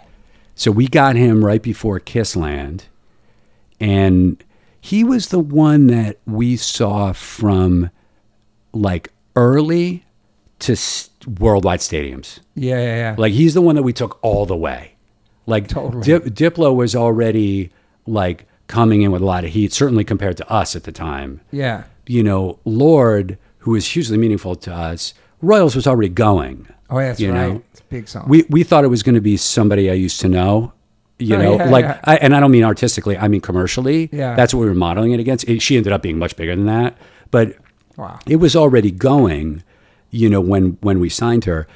Abel was the one that like we really, from independent to like one of the biggest artists in the world, he was like the full run. And that's why that will always like be like that. They can't take that away from you when you've seen that up close. That was really quite something. He was a cool guy.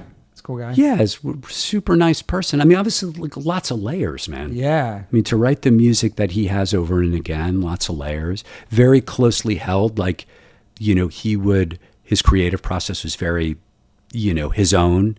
Yeah. And he would invent a whole new persona every record. Totally. You know, which is really hard to do. So it wouldn't just be like a song or two. It would be like a whole look. Yeah, the whole like prosthetic shit, his face and stuff. Yeah, and then the subject matter too is all really different, you know. True artist, man. Yeah, true 100%. Artist.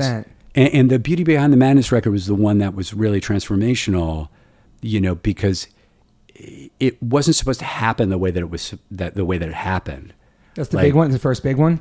Yeah, it was the first big one. Yeah. And we had a couple of Max Martin songs. Oh, shit. That were really like gonna, supposed to be like right out the gate. Yeah. And instead it was a song called The Hills.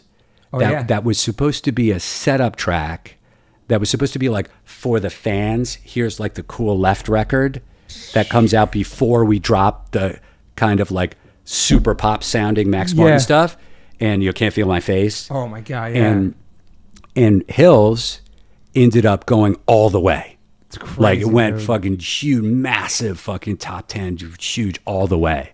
Damn. And so he like ended up doing it totally his own way, like it was organic. Yeah. And then it unlocked the Can't Feel My Face thing, where it became like not such an abrupt transition. It was really miraculous. And listen, it was a lot of work from the record company. Like we didn't do any of that. Yeah, but you were there during that time. But we were there, like watching it. That's crazy. Watching it happen.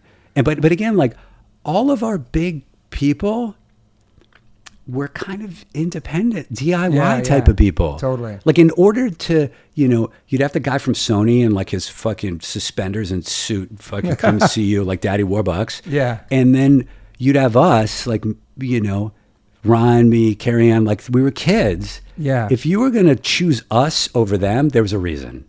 For sure. And so even though we did all pop stuff, the mentality was independent. Yeah. And that ethic came from the fucking hardcore thing. Totally.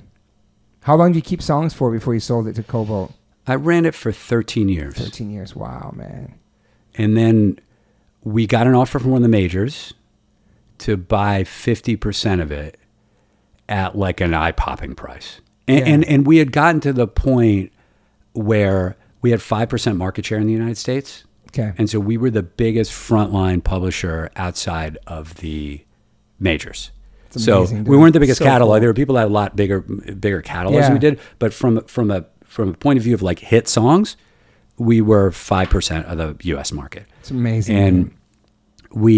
And I was like, and I was always like trying to get somewhere that I wasn't, which I kind of like now I sort of realized eventually that I was where I was trying to get to, but I was always trying to get somewhere.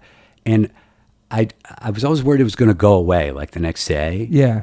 And so, I remember when Lorde won the Grammy for Song of the Year, which is the publishing category. And she got up there and thanked songs on the telecast, like on fucking CBS. Like, it's amazing. Thank you to Songs Music Publishing. We were in the cheap seats because we weren't big yet. And so we were all the way up in the fucking sky. The Grammy guy was like, raked us over the coals, wouldn't give me tickets. It was fucking horrible. We were up in the, like literally in like the 300 section. Damn. And we get up, we go crazy. And I always remember this because I sat down and Carrie Ann was sitting right next to me. And the first thing out of my mouth was, what are we going to do now? Which, as I look back on that, I'm like, why like couldn't I like take one night to be like, this is great now? Like I was always trying to kind of like get somewhere, and always worried that somebody's going to take it away from me. And where do you think that comes from? I think it comes from the fact that I wrote off a lot of options in my life at a really young age. Yeah, like I had all the advantages in the world, and I burned it to the fucking ground, and I was like, I have to prove that was worth it. I have to earn it back. Yeah. And so it was a 25-year process to figure out how to do that. And until I did it, I was worried it was going to go away. And I would be like, I would get nothing for all the fucking options I burnt. And I just couldn't accept that. Yeah. And so, I was always trying to get it someplace. So we got up to this place where I still felt at risk, even though we had like, we were the biggest independent frontline publisher. Yeah. I still felt like it could all go away. And then Universal offers me a price that's like, I own 75% of the company.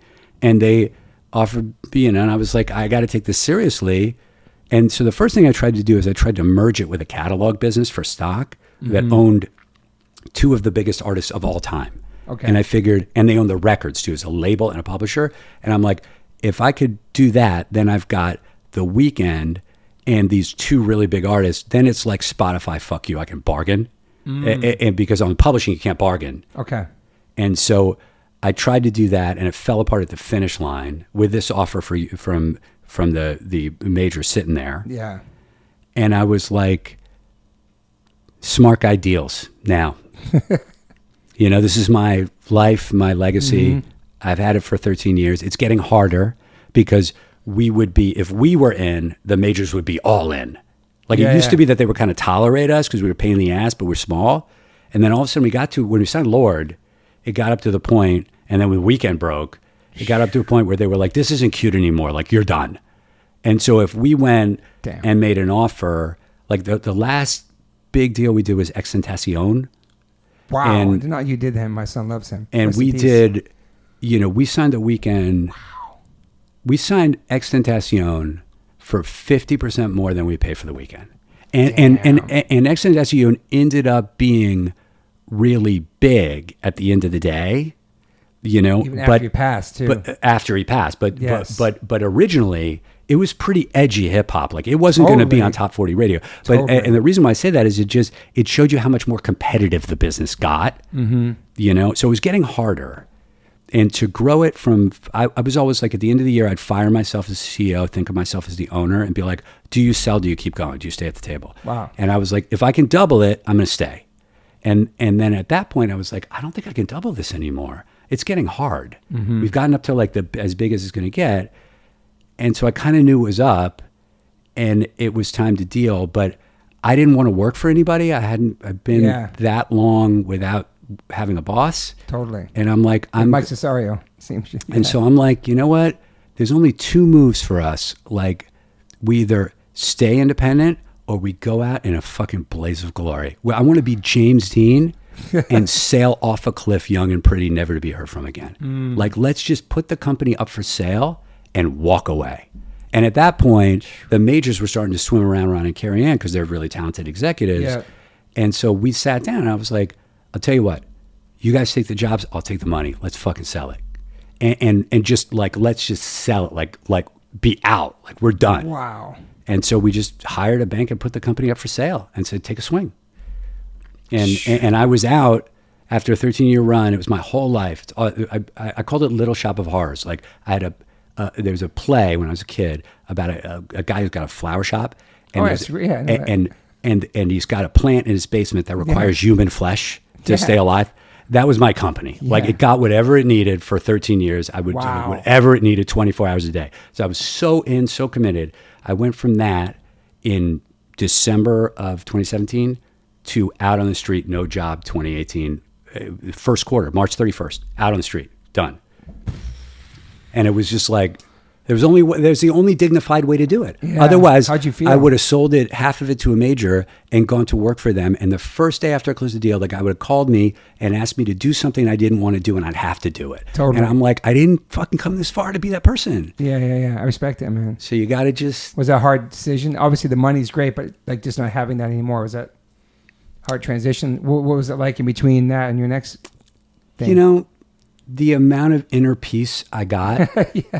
from banking it, you know, again, like I said, like I spent 25 years trying to make good on the opportunity I fucking wasted when I was a kid. Mm-hmm. And I was like, the inner peace it gave me to have been like, I could have done the other way. And I turned that down and I did better the way that I went with where I came from. It gave me so much inner peace that I was like, I don't give a fuck what happens. Yeah. And but then that lasted for a couple months, and then I was like, did you actually rest and chill? Did your mind keep going to the next thing you wanted to do? I was always trying to get somewhere. So I ended up taking. It's like this weird thing. I took a consulting job with Snapchat. Wow. And I don't know why. That's pretty random. I don't know why. I was like, you didn't even have to. I guess they were trying to get music licenses, like figure out how to use music. They'd been like, the music business threatened to sue them. Mm-hmm. And they wanted like somebody that wasn't conventional. I don't know what the fuck. But I was so worried about banging around the house, like in my, like, you know, imagine like you're like one of the busiest people. Like, I mean, you do fucking tons of shit. Imagine all of a sudden you're not doing H2O. Yeah.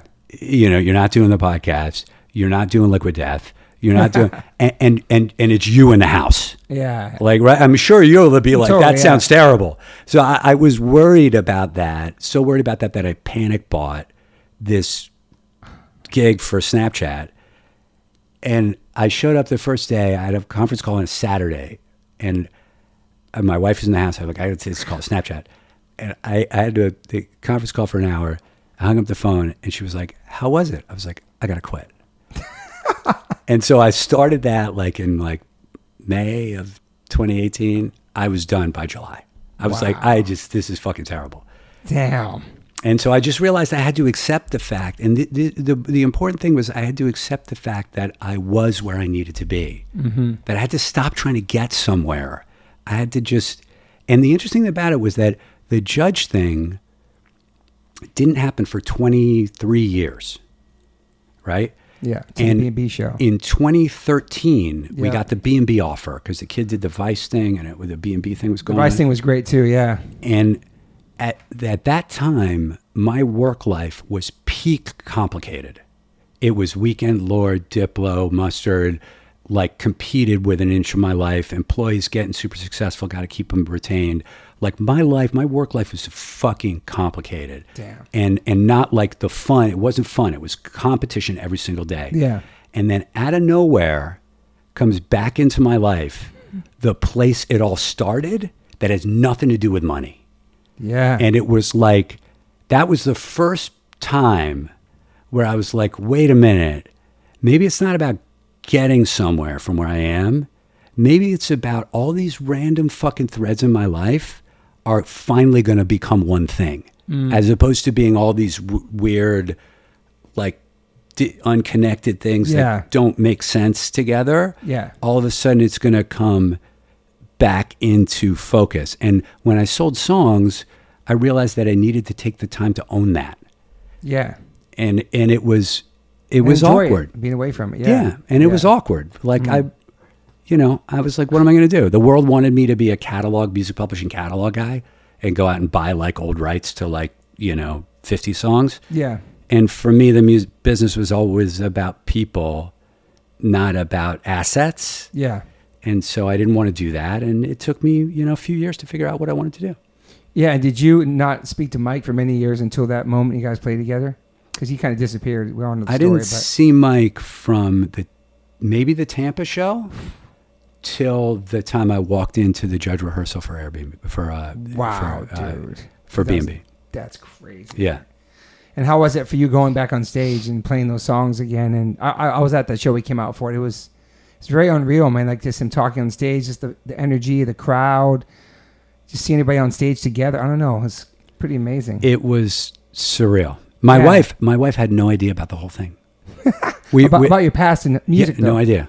We met in business school. We were classmates in business school. It's crazy. She worked at Condé Nast, the magazine business. I started songs, and she had no idea. And I had a really intense fight, like crazy fight with a guy about work that day. Like I was at dinner with her. I had to go outside and scream at somebody, which is not my nature. I don't like to fight. Really fucking stressful day. And then I come back in, sit down, my phone comes off. It's Sammy saying, this black and blue guys want Judge to get back together. I was like, no.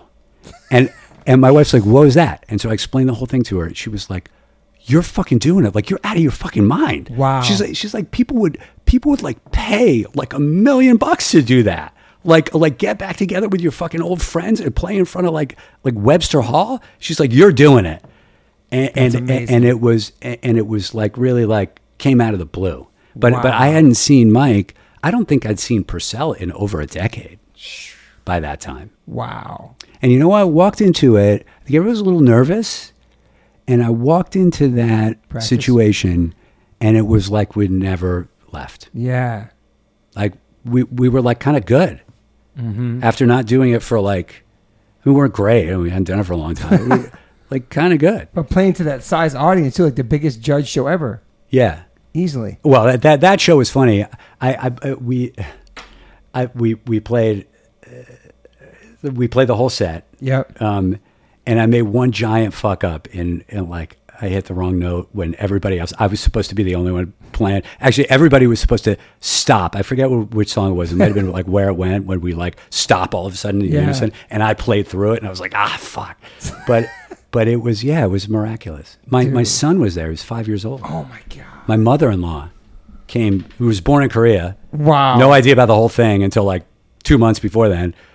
And she came in. And the first thing, like one of the DMS guys was coming out, cut his fucking forehead open. I'm bringing my mother-in-law into the venue to like get her in a safe place. Oh my God. And Dude. they're taking this guy out with a fucking like full face of tattoos and blood running down his face. I was like, yeah, it's kind of like that.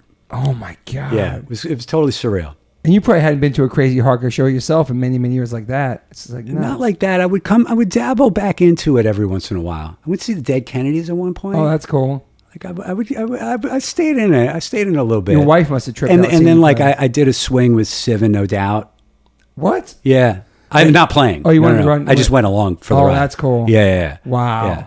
And so I would like, I would, and all the bands like, my friends were in, like, I would do it. But it had been a while since I was like hanging out with fucking DMS guys. Yeah. Yeah. But your wife seeing you play for the first time must have been crazy too. Yeah. It's crazy. The whole thing was really surreal. And my son was there. He was 5 years old. Yeah. He's just old enough to remember it. Has he seen you again since you played? Oh, yeah. He came on a little swing. We did the one that we did with you in Suicidal Tendencies. And that's right. Judge went on her own. Yeah. He came on those ladder shows with us. My wife came on a swing with the Cro-Mags in Germany. Wow. Yeah. Judge and Cro-Mags. What has it been hard for you in your career to balancing family and work? Because it seems you're always working, like balancing. You have 2 kids? I have 2 kids, yeah, 13 and 16. So balancing it all and then working and stuff and trying to shut off every night you come home from work and trying to shut off and just be present. It's hard, right, when you're running your own thing. Yeah, and those years, I mean, my 13-year-old son will joke with me and he was like, yeah, remember when you weren't around? It was like I was thought I was pulling it off, thought I was like doing the job. And now that I have time to be there when you're actually present, when shit happens, which is what really the job, like parenting. Mm-hmm. Yes. Got to be around when something happens. Yes. I realize now that I wasn't there in the way I wanted to be. I mean, I was in LA every 3rd week for 8 years. Wow. I was, LA, London, Nashville, doing laps all the time. I was working 90 hours a week. Wow. And I went through a long period of time. And it's not even that. It's like I went through a period of time. My old man was dying at the same time. And he had a long decline over like a 5-year period of time. And I was the primary person taking care of him. Wow. Sorry. And so my life was just, and I had little kids. And then there was like time, it's not even that. It's like there was times in life where like I'd go to bed and I could always fall asleep because I was exhausted. But whatever time I woke up, that was it. I wasn't going back to sleep. Mm-hmm. So sometimes that was 5 a.m. I'd wake up and I'd be okay. Sometimes it was 2 o'clock in the morning. I'd be up for the rest of the night. Working always. So I kind of thought I was doing it. But now I look at pictures of myself. I'm like, God, I look like shit. I was like 25 pounds heavier. Like, look like it. Like I could be my dad. Wow. Yeah. It was like, it was hard to do all that stuff. And the other thing is like, now I'm much more like I do things that aren't one job, So the stress is a little bit different. I'm sure you deal with this because you've got a portfolio of things you do that don't all sync up. No. I mean, they're not, you're doing a swing of dates and then you've got a regular publication schedule, like, so now my challenge is different. At that point, it was like, I had one thing that just got whatever it needed 24 hours a day. Yeah. And so I had whatever was left over and my family had whatever was left over. And when I sold it, I realized like, God, got all that back. Like, fuck. Yeah. Time, man. Time's so my family precious. life would have been totally different if I hung on to that business. Yeah. Just like our time is precious and just family and all that stuff. But yeah, I'm sure there's a lot of perks that go along with the success of your businesses and life and traveling with family vacations. All that stuff's good. It's good. Yeah. And but you need to kind of have the time to actually do it. I know. I can tell you're super connected to your son. Totally. I can. And when I saw him playing drums for you guys at the Worcester show, I'm like, that's a fucking miracle, dude. That's like in dad world. It's crazy. In dad world, that like puts you in like the all-time winner category. Like, yeah. You know, I mean, think about it though. It's crazy. It is. Like how many times? And he's good. Yeah, right. I know. You got a lot of times when it's like the kid joins the band and it's like all the rest of the band members are like, oh god. I know. You know, in your case, he's like really good. He like, you know. Thank you. I mean, what a fucking miracle. Yeah, I don't think I could do it even if it's my son. But like, you're not good enough. Like, I don't know if I could do it. I know what you're talking about too, but the fact that he is good and he crushes it. Yesterday, I heard him in the garage. He's texting me. He's like, "You hear that? Guess what song that was?"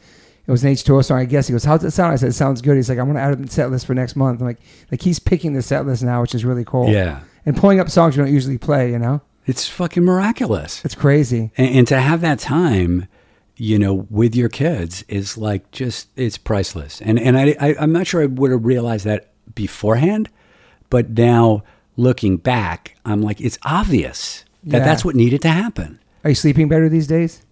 Yeah, I mean, my whole world is, I mean, I prioritize my health and, you know, my like longevity and everything when I had the time to do it. Yeah. And that's changed my life in every possible way. And it's not only just sleep, it's also like training, doing the right kind of training.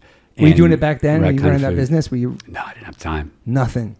It's grinding. I was fucking grinding. I decided to go back to vegan when I was like 38.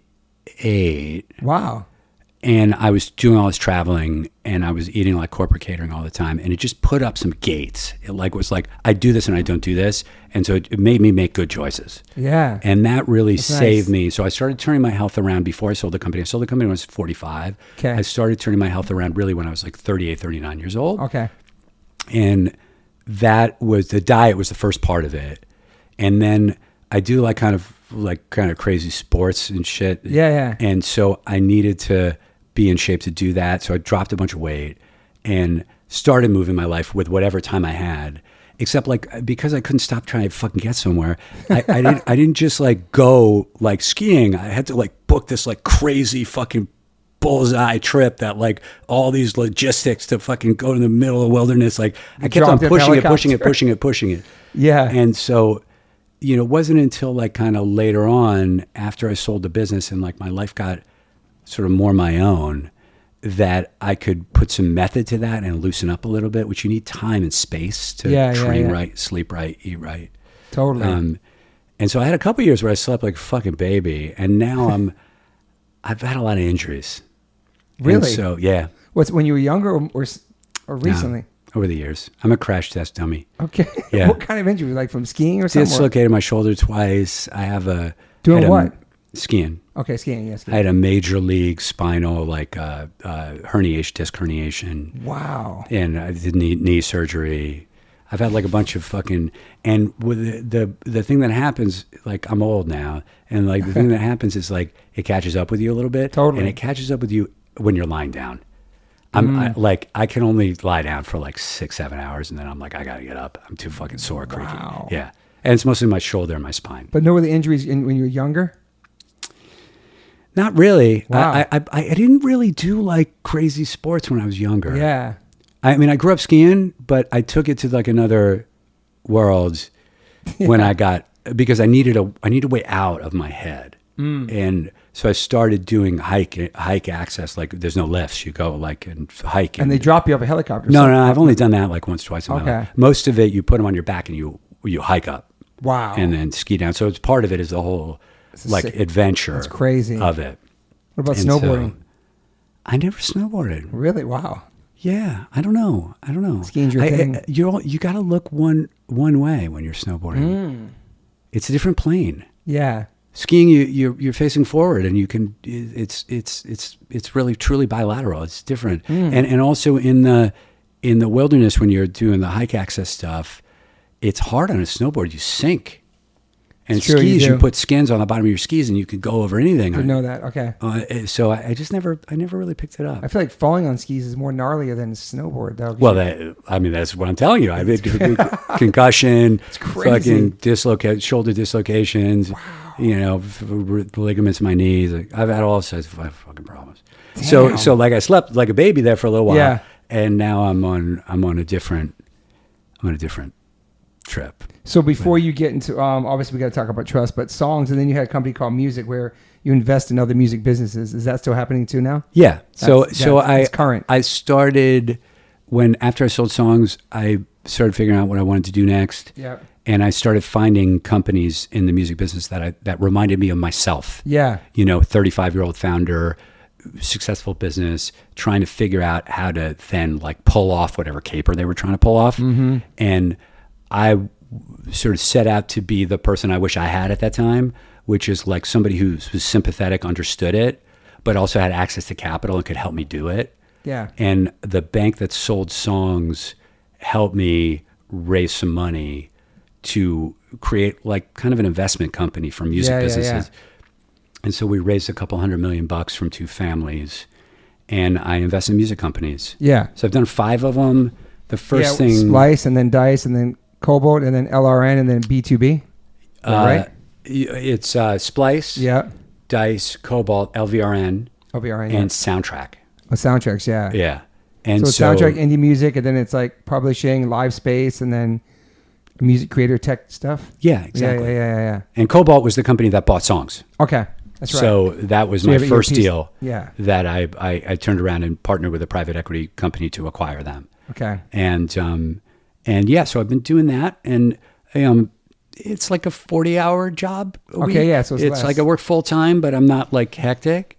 I'm on the board of all these companies, and I try to help like the entrepreneurs pull off whatever they're trying to pull off. That's cool. Yeah. And so it's kind of rewarding. I call it the grandparent job. Like I play with the kid and give it back. Yeah. That's cool. I don't have to run it anymore. Yeah. And I'm trying to build like a investment business out of the music business.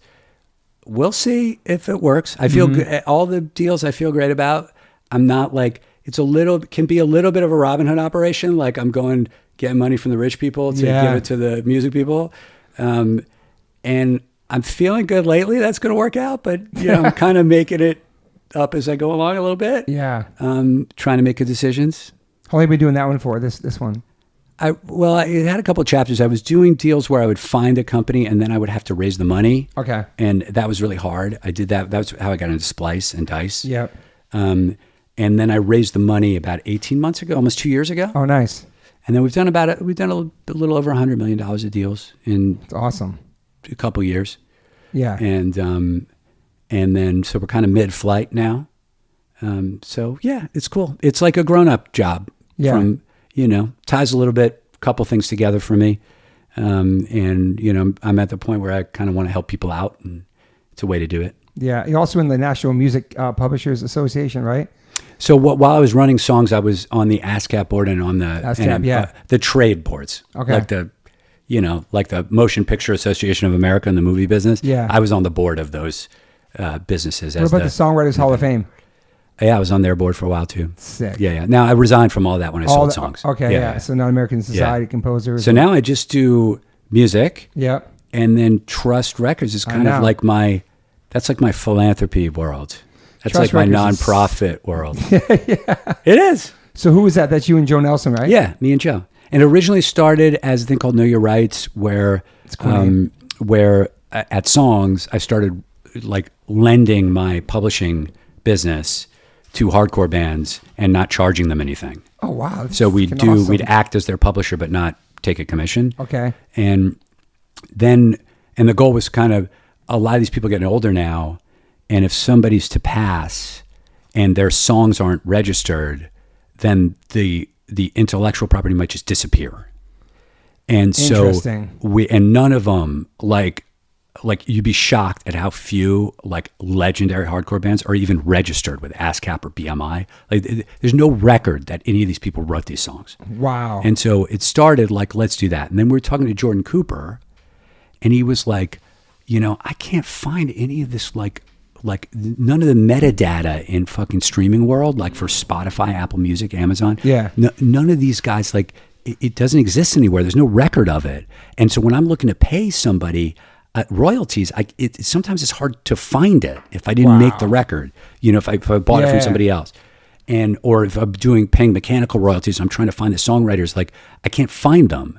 And so that was the original spark, where I was like, there's a label called Folkways that's owned by Smithsonian now that in the 1930s and 40s went around and recorded all the folk music in the United States. It was an independent record label, recorded like the Harry Smith, was a guy who did like all of the people that were wandering around the South playing folk music, recorded all of them, signed all of them, and got all the information about all of them and released records.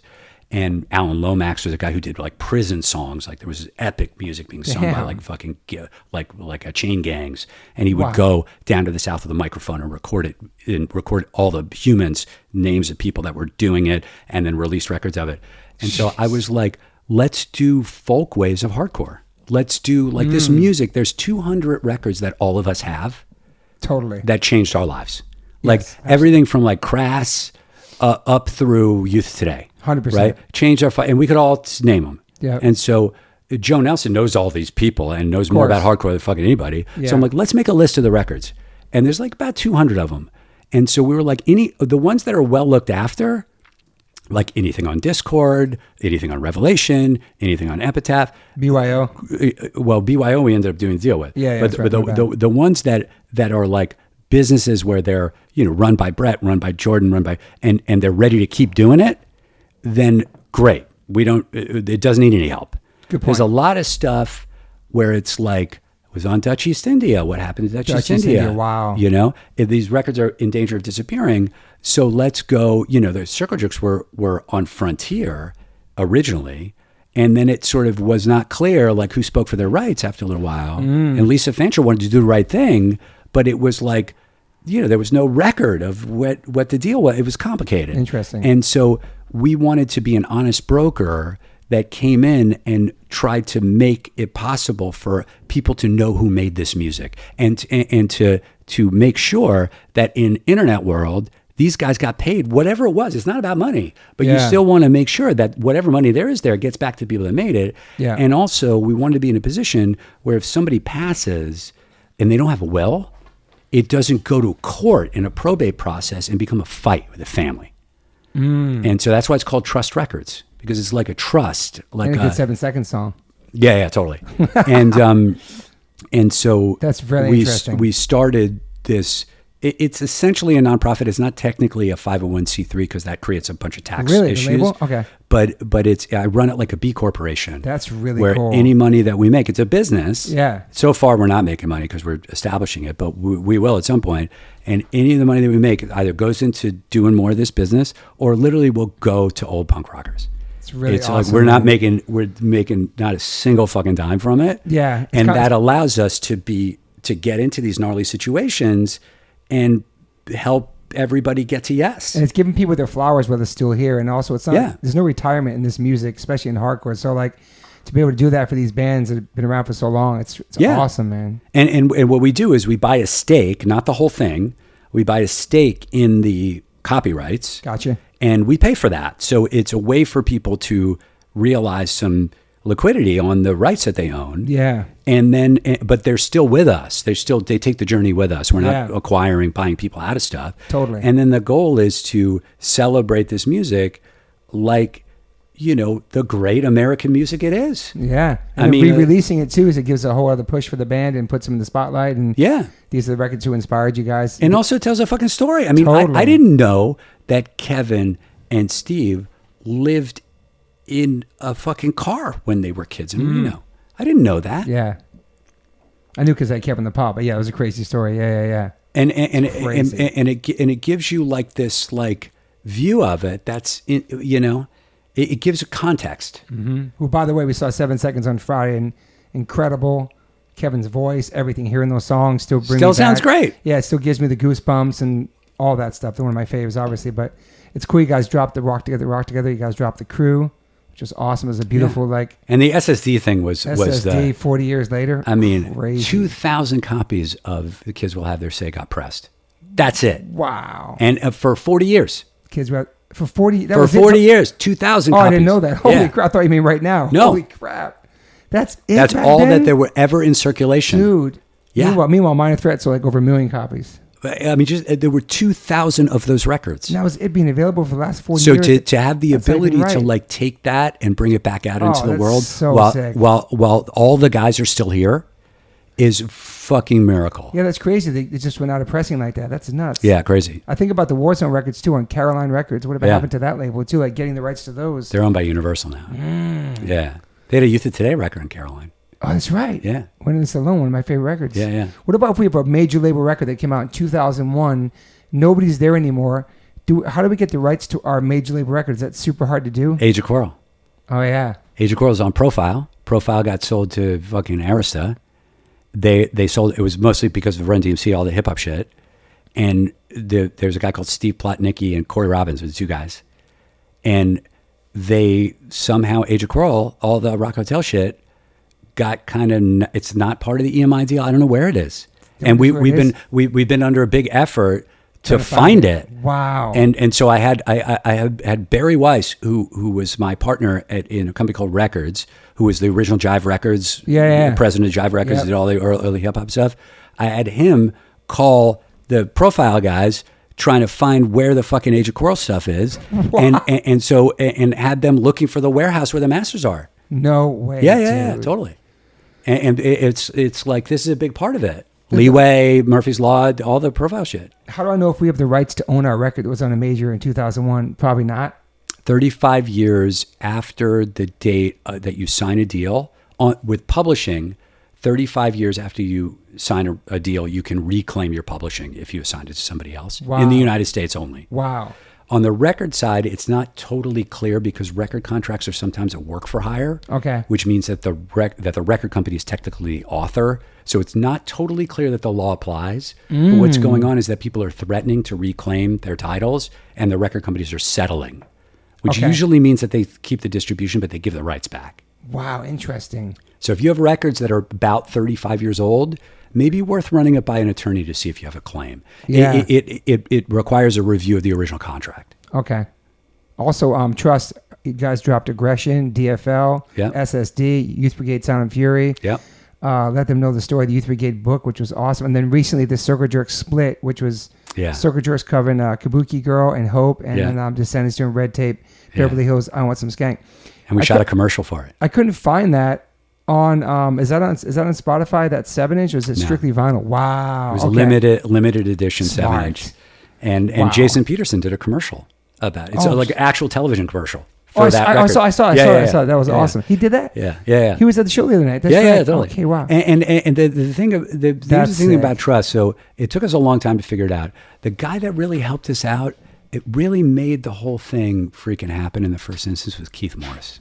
Okay. He's been so supportive. Such a supporter. That's cool. Such a fan, such a good friend to us, that it unlocked, like, we didn't want to start small with Trust. We wanted to go big. Totally. And he's like, Keith is one of the great voices that created this music in the world. 100%. And Joe and I were like gobsmacked. He was literally like, has been like our biggest supporter. And so that allowed us to start at a pretty high watermark. Yeah. And I always believe in music, like, anybody, if you have a big guy, anybody else will sign with you. Totally. Like, so you got to keep on. A respectable person too. Yeah. And so Keith really made it all come together. I like the thing you guys did with him and Cat Moss from Scow. I love that. I love with the singer from DOIS with singer from SSD with homeboy from Have Heart. Yeah. That was cool. Avant-garde hardcore. What? Yeah. I just loved it was coming together. It was so cool to different generations. So it was really, really smart, man. Well, in the music business now, like, there's no more radio, there's no more MTV. Yeah. So it's about storytelling. Like, you do a great job of that. Like it's about keeping it in front of people.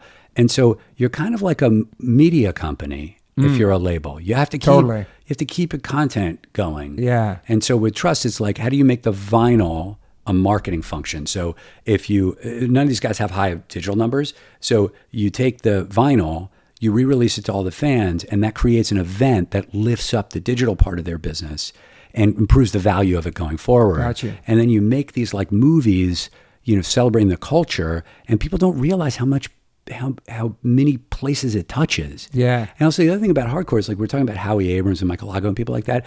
Now we're all like 50. Some of these guys are in the 60s and are powerful people. So you get these guys, like, there's a guy called Courtney Holt that was like number 3 executive at Spotify, who was like living alone when he was 16 in New York and started going to hardcore shows. He's like a hardcore kid. It's crazy. And so I know him from the music business. Yeah. And I called him up and started talking to him about SST, and he's like, let me help you out. And he like totally helped us like figure out the launch around So it, cool, the man. content. Like there's a lot of fans in this business And grown up adult hardcore kids. But that you'd never know. It's like a secret society. You know? You come out of woodwork. Run into people that like you too. Like it's like Freemasons. You know? I also like the remake of the Wild in the Streets video you guys did too. Yeah, that was a great one. The T was in the mix, and Zero Motto was in the video. Yeah. That was Caballero, I think, was in Lance Mountain. Yeah. So cool. Yeah. Especially for us who grew up in the Bones Brigade and all that stuff, and seeing that. That stuff. was Atiba Jefferson. That did Atiba's the best. Yeah. And we try to get these, really talented creative people who will do it, because I mean, Jason Peterson, like that commercial, if you hired Jason Peterson's agency to do that commercial, it'd be like $500,000. Yeah. And it's because people are into the ethic of it and allies. They're core kids, they're hardcore kids. Yeah, totally. Couple things Mike wanted me to mention. One time he said he texted you and you were busy because you were eating at the White House. That's true. But they were honoring your wife or something. My wife is very into democratic politics, and she sort of threw, after her magazine career, she threw herself into political power for women and people of color, and so she does a lot of work, punk rock, across the whole spectrum, from raising money for candidates to she's on the board of Emily's List, which is the pro-choice group, awesome, and on the board of a great organization called Color of Change that does a lot of advocacy work for mostly Black American organizations. Sounds awesome. And she's Korean American, and so when the president of Korea, they did a state dinner for the president of Korea, they asked her, and I was just the date. Still, I wasn't there on my own steam. I was just a funny text to get, I think. Yeah. And so I put on my tux and went to the White House. Wow. Yeah, it was amazing. And your mom was Miss Utah? My mom was Miss Utah in 1955. Wow. Yeah. She grew up in small town Utah. She was Mormon. Wow. And she was Miss Utah in 1955, and then she jumped bail and never went back to Utah. She stayed in New York. Wow. Yeah. Became a television actress. That's incredible, man. Yeah. And Mike Judge said that he saved your life twice. Once is where you had a swollen toe in Boston. He stepped on it, and you passed out and had to go to the hospital. That's true. I had at the time we didn't know about it, but I had a staph infection. Okay. And my toe started getting big and red and crazy, super painful. I didn't know what was going on. I couldn't wear a shoe. I was like playing with my leg up on a chair. And then I put my foot down, and Mike stepped on my foot, and I passed out. I woke up over, do you know Rat Bones? Of course, dude. I woke up over Big listener to the podcast. over Rat Bones' shoulder. What? Taking me to the hospital. Oh my God. That sounds like a nightmare, but also amazing. And then the band left me, and like they had to kept on the tour. What? They left me in like Chicago or something. I flew home the next day, and I got home and went to the doctor. My parents took me to the doctor. The doctor was like, "You need to go to the hospital right now." And I went to the ER at Atlantic City Hospital. They cut me open with no anesthetic because it was so infected that it was going to get in my bloodstream, fucking kill me. Holy shit. They cut open my foot without any anesthetic. Oh my God, dude. So you saved your life. You saved my life. And then I got that done, and then I flew back out and did the rest of the tour with a big fucking cast on my foot. Wow. Yeah. Also, Mike said one time you guys were pulled over by a lake, and he caught you smoking a cigarette, and he said something to you, and you said like, I'm going to quit smoking cigarettes. Yeah, that's true. It was like my dad was mad at me. Yeah. Mike's like a what would Mike do person. Like my kids are like, Mike Judge would never do that. Really? Like, yeah, he's like a leading light. He's gonna be so mysterious to them. Here's the thing that I would say about Mike is like, I would say Mike saved my life more broadly. Like without the opportunity to play in that band, I think my life would have been very different. And those guys really saved my fucking life. They really did. They like, I don't know what would have happened to me if I didn't find the straight edge thing, if I didn't get the opportunity to be with these guys. And I didn't deserve it. Yeah. And so you keep saying that though, but I feel like now you really worked hard for where you're at though, 100%. I did. I mean, I felt responsible to make good of it. Yeah. Yeah. But I think you did 10 times over, bro, at this point. That. Do you know what I mean? Like, from you. I'm sure your parents, they both passed, correct? Yeah. Rest in peace to your parents. They were super proud of you though. See the way you turned your life around. They had to be. I hope so. My old man had a glimmer, He at one point when I told him I was going to ask my wife to marry me, he said, "That's great. I love her. She's a really great choice." And then he paused for a second and he said, "You know what? There was a time in your life where I was pretty sure it wasn't going to work out for you." Wow. And I took that to mean that now he knew that it would. Yeah. And so I actually appreciated it. Yeah. My mom died when I was 21, so it was a little early. Oh, really? Yeah. Oh, wow. And then also you testified at the United States Senate too, about songwriting royalties and stuff like that, standing up for people, songwriters and stuff. I did. Yes. How do you get to the Senate? Like, how is that? How do you even get there? Like, the major music publishers were all had antitrust problems. Okay. So they were big and they were under investigation. okay. And so they had to be very careful to not look like they were trying to fix prices. Okay. And I was an independent that wasn't owned, so I didn't have that problem. And I had, I was the largest frontline publisher. Yeah, for sure. And so I was the next in line.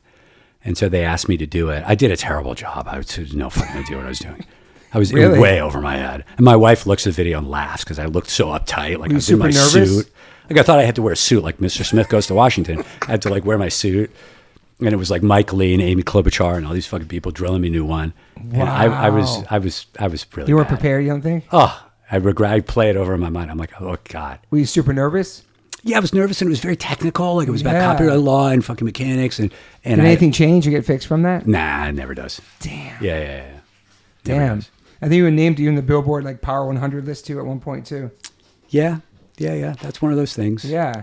Yeah, that's one of those. What do you think things. you're most proud of your career and everything where you're at now in your life, everything you've done in the music business? I think professionally, it's, you look at, I think when you're an independent person, Yeah. you look back at the record. Like, I had something to do with a lot of music getting released in the world that probably Yeah. would have gotten released anyway. Like, I don't take that much credit for it. But that's the job. Like, I had something to do with a lot of great music that changed the sound of a time. Yeah. Like the 2000s, we like had an imprint on year 2000 to like 2015, 2016 time. Our music changed the way things sounded. Yeah. And that's all I really ever wanted to do. And once I did that, I was kind of like, I think I'm done here. Yeah. Like, But do you really feel like you're done? I mean, I'm done with that. Yeah. Like now, but being involved in music business now I and help stuff. other people do that. Yeah. But I'm not going to start a record company or I did it. Yeah. And I didn't really want to to me that was like there's a song's catalog that will have its own life. That's And now it's awesome. been bought twice already. Wow. And So after so you sold it, somebody else bought it. Okay. yeah, and Universal just bought it. And it's like but it's like that's the job. Like there's a song slice of American music that will live on for a long, long time. Yeah. And so it's that. And then, the other part of it is like, I grew up I'm not religious, but I grew up in a Jewish family. And the thing that's great, I've always admired about the way Jews deal with death is that like, your life is your life, and when it's over, right? Yeah. So it's all about the connections you make with other people while you're alive. Totally. And so the music business is about relationships. It's about relationships between people on the executive side of it, between artists and the people that, handle their music, between musicians, in and amongst themselves. And so there's like a web of people that I grew up with over from people like you to, people like Carrie Ann and Ron to the people I'm dealing with now that it's like your imprint on the, Yeah. And it's a hard group of people to get into. Music business people are like kids taking a test and covering their paper. They don't give of themselves. Yeah. And so if you can add value in that community of people, Yeah. that's it. It's also, you played on a record that's a really powerful record in the hardcore world to this day that generations and generations of kids are just still getting into Judge and being inspired, and their lives have changed too from the record you played on as a kid. It's crazy, dude. The impact. It's crazy. And then here we are 30, 35, whatever years later, and you guys are playing shows and all these young kids are there singing all the words. Like that's, you did that too. That's part of your, Yeah, it's miraculous. Yeah. And when you release something into the world, it has a life of its own. I know. I mean, it makes no sense. I say that to people all the time. Like, I have this guy, he's a private equity guy that I'm doing a deal with right now. Is totally like, knows nothing for nothing about hardcore. Civilian. Like, I heard you played a show. I sent him a clip of the Judge show. He was like, oh my God. I was like, it makes no sense. To the normal civilians, they don't. But like, it's crazy because you have your feet in both sides of that. Like you have this normal kind of business life, but also you're like this hardcore kid from New York, you know what I'm saying? Like punk rock kid. It's weird. It's so crazy. It's like weird. two different lives. I mean, look at you. Awesome. Look at you. No, I know. I mean, all the different things you're doing. Yeah. And yet the purity of where it all came from is still present in every, like, that's what I'm grateful for. You know, I'm not religious. I didn't grow up with some sort of organizing principle that was given to me, but there's sort of an ethic and a lens through which you look at your life that has anchored me throughout my entire life. Like even when I didn't know it was there. Yeah. Like even when I was pretty far away from it. The ethics and stuff and the spirit of it, right? Yeah, like the do-it-yourself thing. Totally. The sort of, I always looked at it as and being your own like, boss too. You don't want to have being a your own boss. boss. Yeah. And being like also the Brook no bullshit.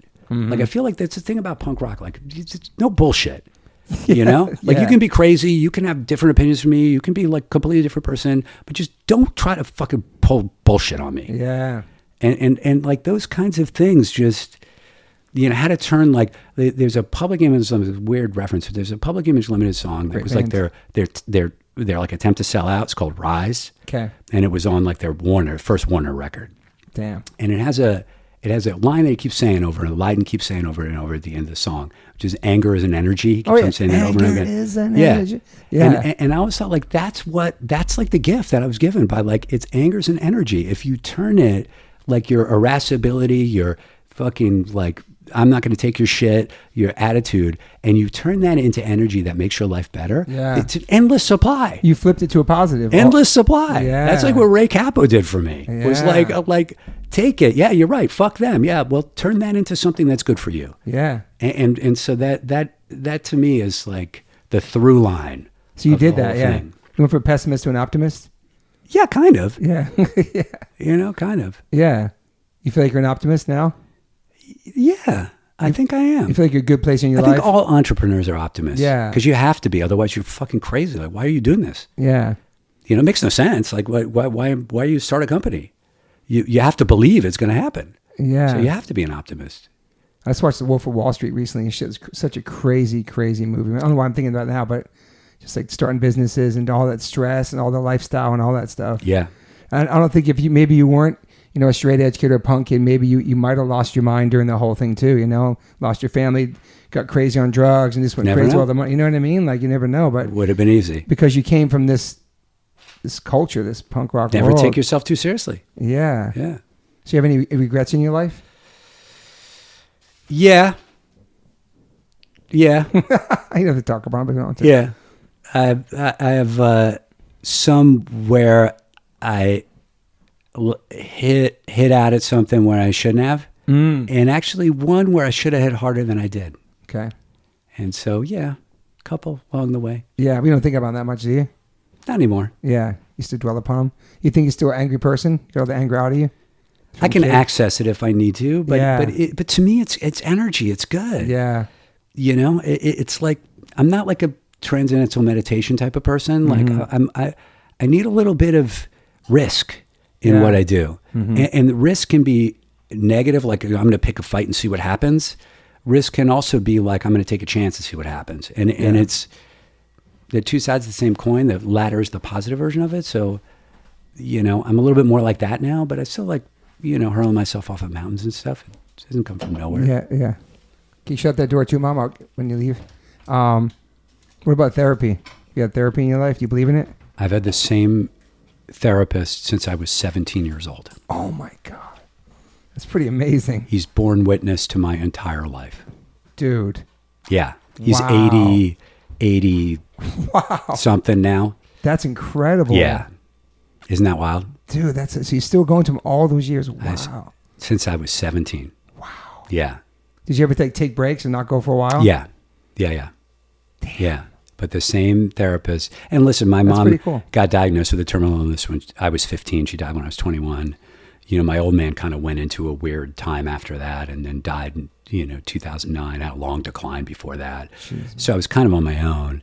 And, I really believe that, like, if you want to get to like a place where you really know yourself, it's a process of excavation. Mm-hmm. It's not like coming up with a genius idea. It's digging through your layers and figuring out how to make it, what really makes you up. And, Totally. And how to make it work for you. Yeah. And so, yeah, this guy, like for my, whole life, he's born witness to my life. So you probably figured out why you were so rebellious and angry at a young age too, obviously. You know what I mean? All that stuff. Yeah. Thought a lot about it. It's interesting, man. Yeah, it's wild. I still have a weekly appointment. I don't always do it. But and now it's mostly just two people talking. I mean, I'm not doing any work now. And I've sort of done that, But it's nice to have that, especially when you lost your parents too. You can't talk to your parents about things. You go talk to them about, it's interesting. Yeah. I started doing it too. I'm into it. Just a little nervous. I went like twice already. I'm going to go back for sure. Just peeling back those layers and stuff, about childhood and stuff. It's kind of scary. The only way to do it is to go through it. I know. And there's a lot of fear in that because you don't know what's going to come out of you. I know. What if you find something about yourself you never even knew? Like, oh, why did I find this out? I know. I know. But it's always, first of all, it's never as bad as you think it's going to be. Yeah. And second of all, your life is just cleaner afterwards. Your internal life is cleaner. And I had a fucking complicated And it helps your life. marriage. It helps all that. Everything. Yeah. And it's not just tactical. Like, people sometimes think of therapy's tactical. Like, how do I fight better? Or like, how do I, control my temper? I think it's really more about like really understanding yourself and getting, everybody's got a lot of complexity in their lives from where they come from. Yeah. And you got to pick through it and understand like where the cables are laid inside of yourself, It's interesting, yeah. And you have to do the work too. I got a book to read and stuff. You have to do the work as well. Yeah, you got to do it. What about daily rituals for you? I work out a lot. I do a lot of sort of they call it zone 2 training, like cardio, mid-rate cardio, long duration. So I do a lot of that. I work out like 6 days a week usually. Nice. So that's like my sort of ritual thing. I tend to, the straightest thing was really good for me because I respond to discipline really well. I have a little bit of a military personality, so I can get carried away. Okay. I can get too structured. Like during the songs time, I was like, literally could tell you like where I was going to be like on September 20th. Wow. It's too much. And so I'm trying to like you make your bed? all that. I don't know. I'm not like that. Like I'm not like Sammy, like used to show up for like a 3-month tour with one bag. Like I'm a shit show. Hard. I'm not like that. I'm a shit show. Oh, yeah. So I'm a little disorganized, like physically. Making your bed's good for your mind too. But I'm like, I can get very disciplined about stuff. Okay. And sometimes like people have to tell me to loosen up a little bit. So I try not to have too many rituals. Okay. Because I tend to be habitual. Like I go to sleep and wake up at the same time every day. Wow. Pretty much. Unless I'm like playing a hardcore American show. Psycho style? Not quite that bad. But although during songs, like I used to wear the same outfit. It was a little weird. Wow. So I'm not really OCD, but a little ritual kind of, So you get what, 10 o'clock every night? Yeah. 10 o'clock. I wake up at 6. That's good. 6:15. 8 hours, bro. It's perfect. And so I'm a little bit like that. But it's mostly been around the exercise stuff that I need to make sure that's always in my life. Yeah. Yeah. What about sobriety? Did you ever have a path of going crazy partying since your adult life? Yeah. My mom died when I was 21, and I went straight edge up until that point. I was straight edge from like totally straight edge and didn't touch my lips from like 14 to 19. Okay, yeah. And then Judge broke up. My mom got real sick. Yeah. And I went through a Life period happens. where I was really like, I used to say about myself that I have two settings. Like I do this or I don't do this. Yeah. And so I went through the other opposite. And I went into a period where I was like playing with fire and, had some sketchy. It wasn't like fun, like beer pong. It was like playing with fire. Okay. Dark shit. Yeah. And that was like kind of like in my 20s.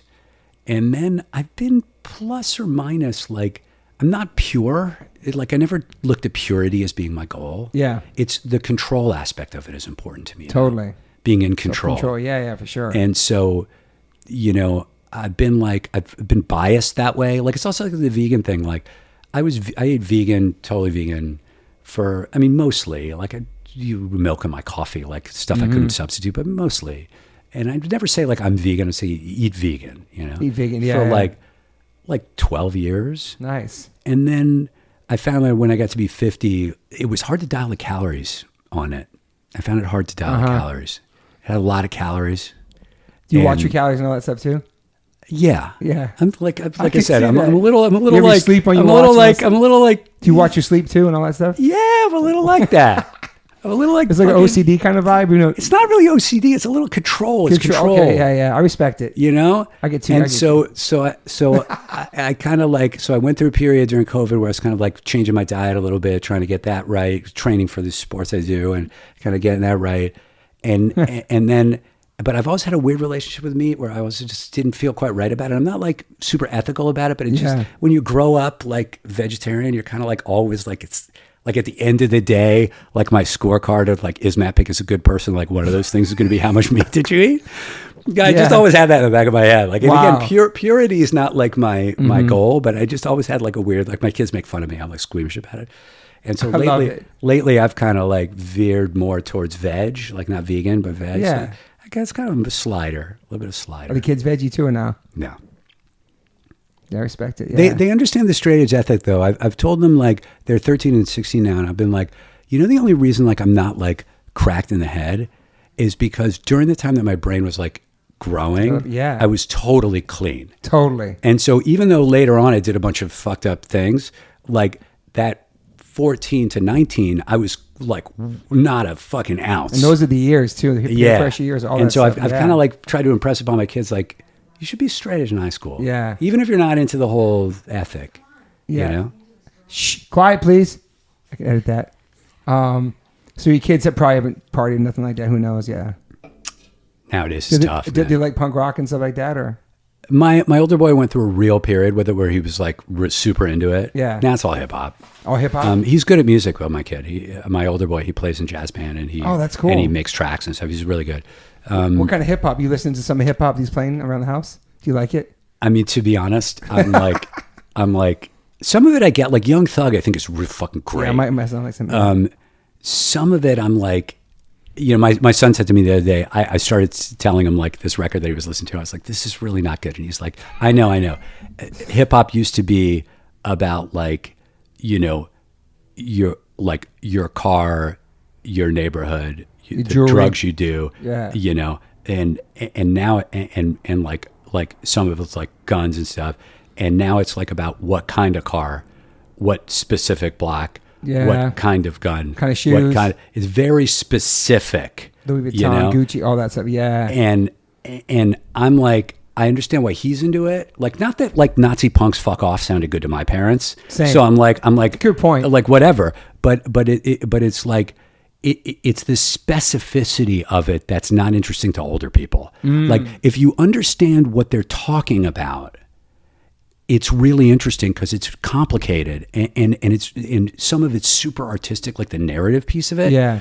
But if you don't have the time and you're older to understand all the detail behind it starts to sound the same. Yeah. Even though I know it's really distinct, it doesn't sonically. It starts to sound a little bit the same. Yeah.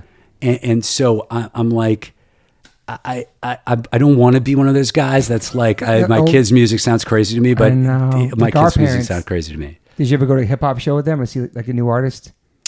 Yeah, I brought them to a bunch of shows. We go to I brought my kid to Travis Scott, which is sort of like I went to that like too, sort of like a rite of passage for like parents and their teenage kids. It was pretty crazy.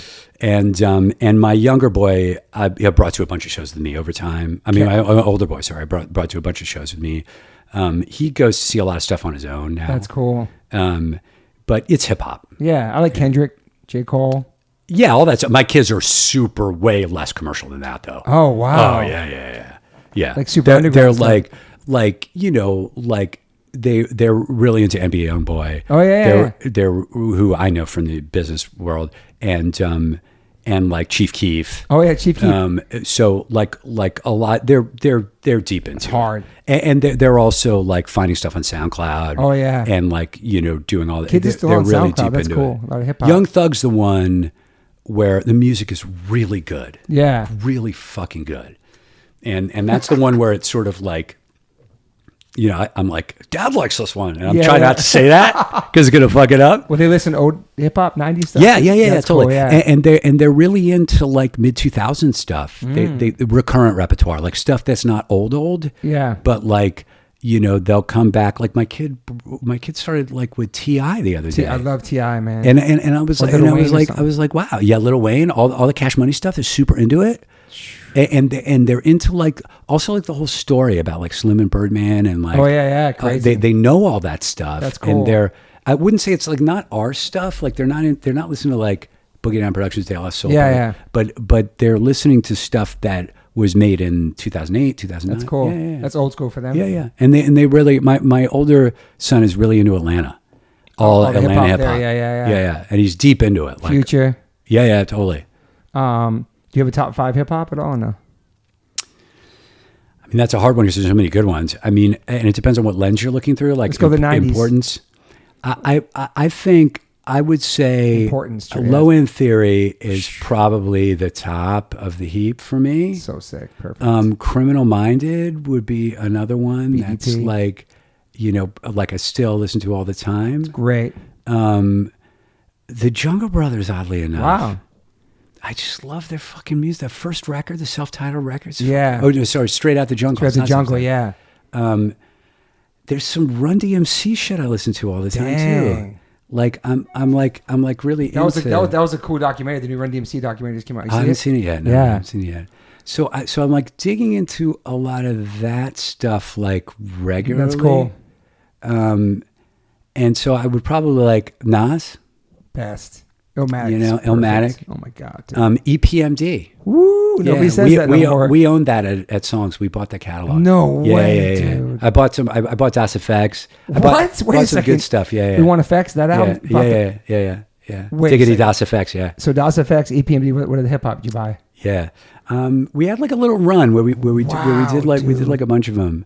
That must be so sick by EPMD. Wow. You know the other one that comes back on me, we didn't own it at Songs, but the one that comes back on me is Pete Rock and Seal Smooth. Great, dude. I'm like in that world, like the you. foundational, reminisce. I mean, Creator. I like hip hop songs where they have two snares that are out of sync with one another. Check the rhyme.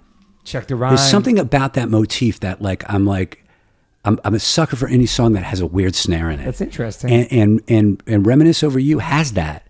Okay. It's like every third measure, the second snare is off cycle. That's crazy. You know that? Yeah, I was always in the production shit. Wow. And P Rock was like a fucking master. And when I was an intern at East West, he was hot. He was like a hot producer. I handed him a check for $400,000, and I was like, "This fucking guy has the best life." Wow. Yeah. For a producer fee for some like 5 songs he was doing for some artist. He's producing the new Common record. I'm really excited to hear it. Oh wow. It's really cool, and I think Premier is going to do a Nas record, which I really hope happens. You know who I return to, oddly enough, because it's not in the same world that we're talking about now, is Missy Elliott. Great, incredible, like man. Super Duper Fly, ahead of her time, dude. Super Duper Fly is a fucking amazing record, dude. Like musically, a million singles off those records. It was crazy back then. Yeah. But so ahead of her time, like fashion, everything about her videos were like, it was almost like get out of here, Max. Yeah. What about top 5 New York hardcore? Is that hard for you? That's a hard one. I mean, Gorilla Biscuits is really high. You're gonna put your band in there too, man. Gorilla Biscuits is really high. They're my top. Yeah. Top 5. Might be number 1 in my top 5, to be honest, man. Break Down the Walls. Straight Ahead. Wow. I love the Straight Ahead record. Okay, respect. Nobody had it in the top 5 before. It's interesting. You know. You like Underdogs? Yeah, the 7-inch was kind of a game changer for me. How about Killing Time? Was that kind of too hard for you or metal? No, I loved it. Yeah, I loved it. I loved it. Start Today's in there though, man. Fuck. Oh, Start Today, yeah. Can't Close My Eyes EP was a big changer for me. I've got too many. Yeah. You know, did you like the Leeway and stuff like that? Yeah, Born to Expire. Yeah, fucking yes. Age of Quarrel, obviously. But you know what? Age of Quarrel, is like Trust Records' number one thing. Masterpiece. Yeah. The Mackie fucking drum intro is like, I mean, come on. And Leeway kind of introduced me to heavy. It's very heavy. Crossover kind of metal stuff. But the bottom, fucking bottom, the tuned down fucking bottom. Oh yeah. Like that kind of introduced me to that. So there's too many of them. I don't know. Yeah. You put Judge in there though, man. Well, yeah, but I don't want to plug my own People shit. say Bringing It Down is the straight edge of choral. Okay, I love that. Carl Earth Crisis I'll told me take that. it. I love it. We were watching you guys at a festival when you guys came back. We played with you somewhere. It was in Canada. I don't know where the heck we were. We were watching you, and Carl's like, you know what, man? It's the straight edge of choral. I was like, wow. Oh, shit. It's kind of sick. I'll fucking take it. I'll fucking take it. It's crazy, right? Yeah, but I mean, what about new hardcore? Anything? You pay attention to it?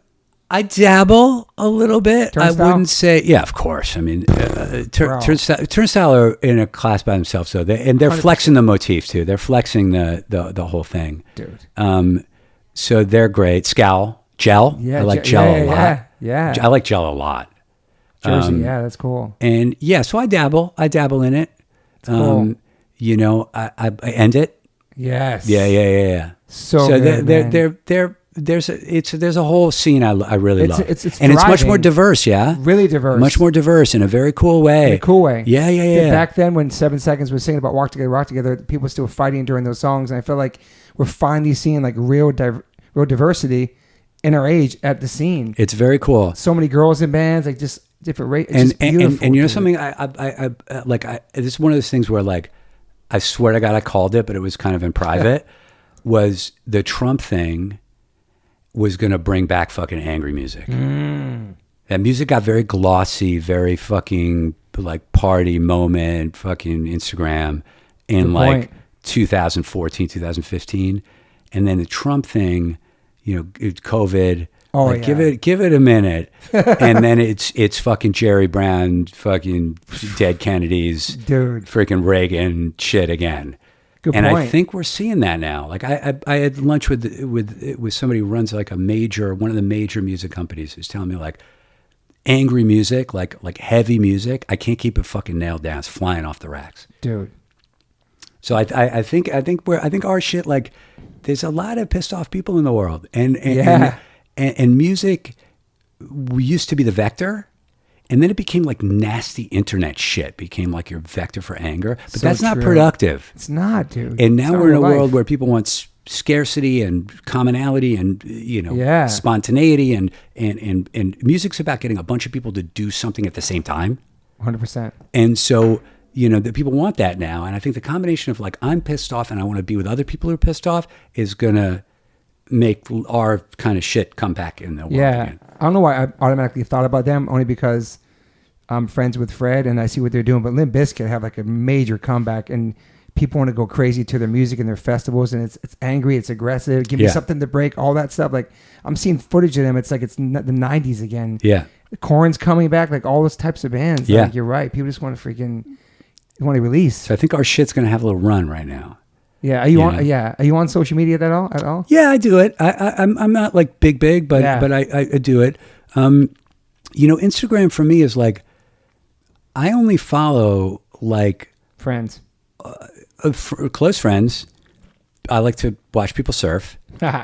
I like to watch people ski crazy situations, and hardcore guys. Yeah, and that's it. So I just make it my own only shit I want to see. It's total like, same. Yeah. I don't do it for to debate fucking politics. Nah, hell no. I like just do it because it makes like stuff I want to like lifts my day up. And you keep it up with things and people in life and all that. Yeah, and stuff. It's wonderful. You know, as long as it's not a substitute.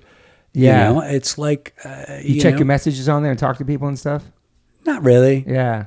Like, I like to have my conversations. I text a lot. Yeah. Texting is its own art, though. Yeah. It's also private. Totally. But it's its own art, texting. Yeah. So I like that. Yeah. But I don't like spend too much time on it. And like after the Elon thing with Twitter became a fucking cesspool. And like my whole like Twitter for you thing is all about like left, right. I don't want to see it anymore. So over it, dude. And so I just dropped it. I used to use it for work a lot. Yeah. Like, songs time. Just don't even. Yeah, it's a good tool, man. It's a necessary evil. Unfortunately, we need it to promote things, you know, like. And I thought Threads was going to kind of be that, but it just became the same fucking thing. Like they're plugging like DOJ investigation. I'm like, I don't know if I can see this. I know, man. Go read the fucking New York Times. Yeah. And so I kind of try to avoid it a little bit for that.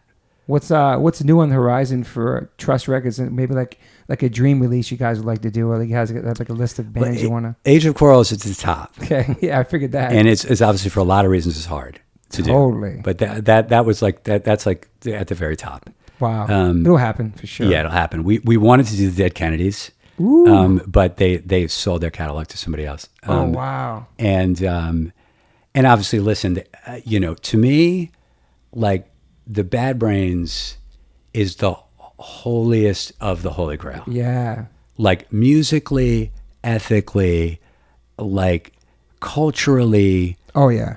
Like just the story of like how those guys came together, the musicianship, like the guitar playing fucking alone. Yeah. Like it's just like Bad Brains to me is the very highest of the art form. And in some ways I feel like in like the sort of pantheon of American music, they need to be in a very special place. I agree. And so if I was like in wish list world, I'd be like, want to bring the best group of people who were stakeholders in their fandom and get it to bear to make that happen in the best fucking possible way. That'd be incredible. So to me, like, SST, were they on SST? What were they on? Well, it's complicated. They records. It was a Caroline. There's a Maverick one. The Quickness records is on Caroline. Yeah. Eye Against Eye was on SST. Yeah. Love Eye Against Eye. I never really understood what happened with the first record because it was like a weird label. So it might be Caroline owns it now. I don't know. Yeah.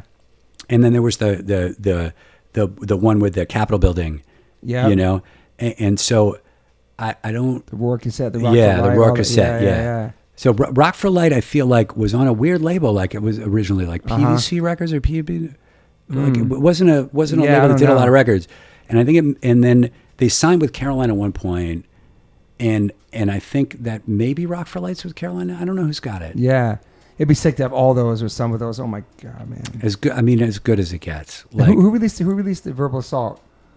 That was because they were on. That's a good question. Yeah, Caroline too. Maybe I'm not sure what they were on. No, but I don't feel like it's out there.